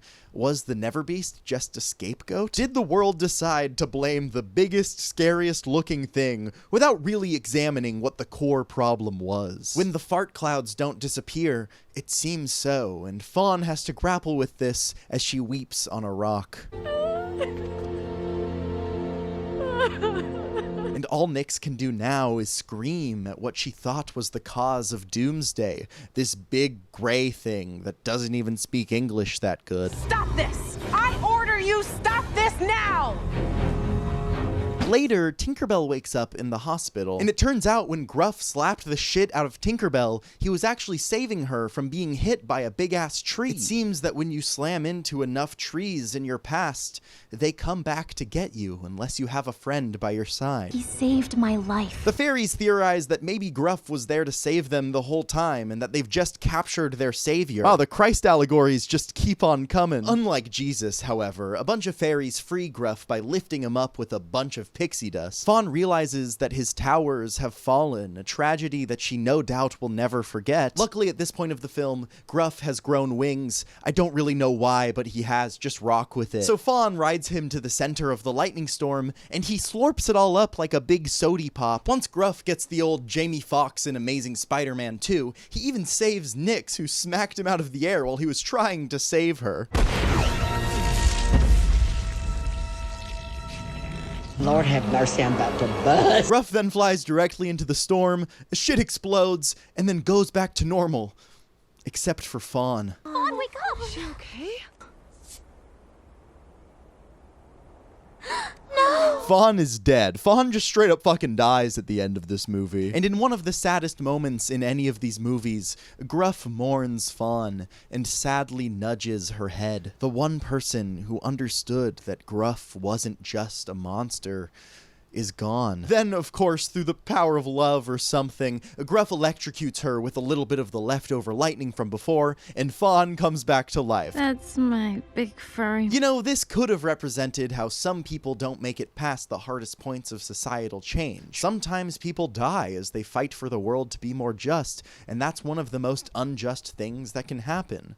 But of course, this movie needs a happy ending, so theme shmeem. He is our hero. All is back to normal for the last time in Pixie Hollow, as the fairies now understand the world in a completely new way. Unfortunately, though, Gruff is starting to get sleepy, and according to that prophecy, which I guess is half true, everything else was fucking made up, but this part's real, Gruff only wakes up every 1,000 years. It's like the Bible, I guess. You can just pick and choose what you want to believe happened. 1,000 years. But that means we'll never see him again. The lifespan of a fairy is unknown by us, the audience, but apparently it's less than 1,000 years. So they hold a ceremony for him as if he's going to die, which I guess at the end of the day there really is no difference, which is why I have trouble sleeping too. They give him a big pillow to sleep on, Silvermist, Iridessa, and Vidya give him endless water, a nightlight, and fresh air respectively, and Nyx pulls up and just gives him her respect or some shit. And the enduring respect of a grateful scout. I don't know how Gruff is gonna use that in his slumber of 1,000 years, but whatever, I guess. And then Fawn says goodbye, and it gets really emotional.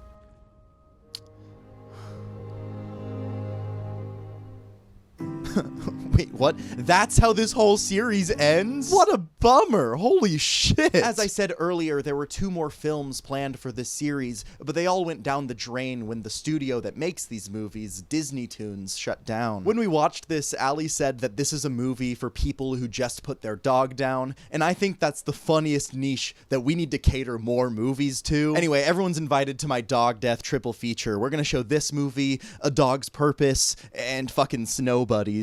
I'll never miss the opportunity to roast the shit out of Snow Buddies. Look that shit up. Anyway, why was this movie so sad? Everything was so tragic the whole time. And that ending is super weird. What a strange way to end a series of movies that were honestly pretty insightful overall. But The Sopranos did it, I think. I don't know. I've never seen it. So maybe this ending isn't so bad after all. Let's try to look at it from a thematic level. What does this weird-ass ending represent? This film is about change and the feeling of impending doom one feels while going through it. When things become rocky in life, it can feel as if there's a deformed creature out to get you, when the truth is that growth at the end of the day can only help you in the long run. Growing up, in a way, is a scary monster, and you just have to trust that at the end of the journey, the monster will have had your back the whole time. So when the NeverBeast is laid to rest for an oddly specific 1,000 years, he represents your past self. You've come a long way, and you've changed a lot. So maybe it's time to leave the younger you behind and become something new. I still appreciate you. Let's find love while we may, because I know I'll hate you when you are old and gray. So this has been a tough year for me. I've had a lot of pretty serious, intense shit go on in my life, and I'm not fishing for anything. I've worked through it on my own and come out the other side a different person. And when I started watching these movies, I thought that they would be maybe fun to laugh at, and if anything, something to make a short video on while my life goes through some pretty big upheaval. But something happened while I was watching these movies. I began to feel genuinely moved by them. I've seen a lot of movies in my life, if you can't tell by my fucking Virgin shelf right here, and I get emotional at a lot of them. But this was different. As I went through all of the Tinkerbell films earlier this year, something welled up inside of me as I realized I began to see myself inside of them. I've always thought of direct-to-DVD movies as less than or silly. There's this snobbish attitude towards them in general, one that I had for quite a long time. They didn't make it to the movie theater, so therefore they must suck. That said, art is multifaceted, and it's important to remember that where the art is not as important as what the art is. These are low-budget movies made with recognizable IPs yearly by Disney, and that is a fact. But they're also movies that meant something to me, and they clearly meant something to all of the people who watched them when they were a kid. I started this video by asking, why do people remember these movies and talk about them so frequently? And by watching them, I figured it out. Much like Peter Pan, the Tinkerbell movies are about growing up. Where they differ from their source material, however, is in execution. With more time, more characters, and more films, these movies are able to dive into the nitty-gritty of being a kid in a way that I think art for kids often neglects. The first film dives into discovering what you want to do with your life. The second is about learning how to interact with other people. The third and the fourth are about kindness and understanding, and the fifth and the sixth are about failure and the confusion of coming of age. These aren't just lessons for kids. These are lessons that adults need to be reminded of too. I'm an adult, and people are still mean, and change is still hard. I don't 100% know what I want to do with my life, and sometimes I forget that being kind is one of the most important things. And if you're a kid watching this, I just want you to know that that never goes away. And while these movies didn't necessarily teach me anything that I didn't know, they did change my priorities. If these ridiculous movies about fairies understand that it's okay to make mistakes, maybe I should start understanding that too. I'm still beating myself up over accidentally writing Geneva in my script and then saying it several times instead of gelada. But I'm human. I mess up all the time, and I'm sure gelada wouldn't forgive me, but that's okay. I know I didn't mean anything by it. Listen, these movies aren't perfect. I'm not here to say that they are, but it's so easy to watch a low-budget movie for kids and point at it and laugh. That was awkward. That was cringe. And that is the type of person that I used to be. The type of person to laugh at something without thinking about it in any deep way. But it's just not how I roll anymore. Sure, I love to make fun of things. I did it a great deal in this video, but I think it's infinitely more interesting to look at a piece of art and try to figure out what it says about us, no matter how good or bad it is. And these movies make a lot of claims about the world that are deeply interesting. Even in a world with harrowing governments, national tragedies, and people trying to bring you down, the most important thing is love. They say that growing up is hard and you will fuck it up, but you can always make it right. And they say that baking cakes is fun, but just leave it to the professionals, okay? 2 years ago, I probably would have laughed at these movies and made fun of how bad they are. But I'm a different person than I was then. I've grown up too. I do today. So please remember when I leave in December, I told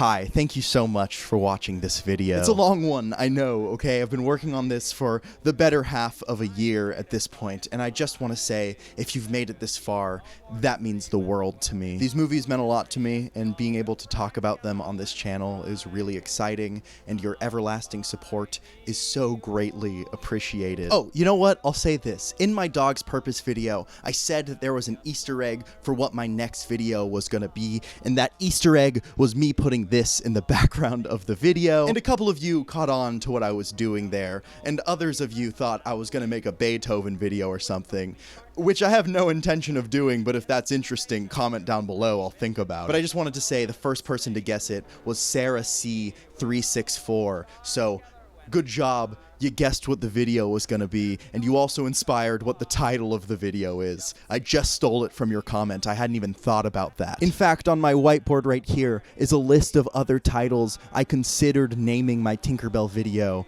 and the one that you said isn't even on there. My friend also wrote mustard, and my girlfriend drew a picture of me. Also, thank you so much for the love in the comments of my Dog's Purpose video. It meant a lot to me that that video spoke to some of you guys, and I know it was kind of a change in pace of the type of videos that I make. What can I say? I'm a little more introspective lately, and that definitely trickled down into my yapping about Tinkerbell, if you couldn't notice. Thank you so much for watching. I really appreciate you. Please stick around for the next video. There's no Easter egg, but maybe you'll guess what it is down in the comments. I can't stop you from guessing. I'll see you either tomorrow or in 10 months. I'm gonna go sleep now, dude. Bye! When the air becomes Uranus, we will all go simultaneous. Yes, we all will go together when we all go together. Yes, we all will go together when we go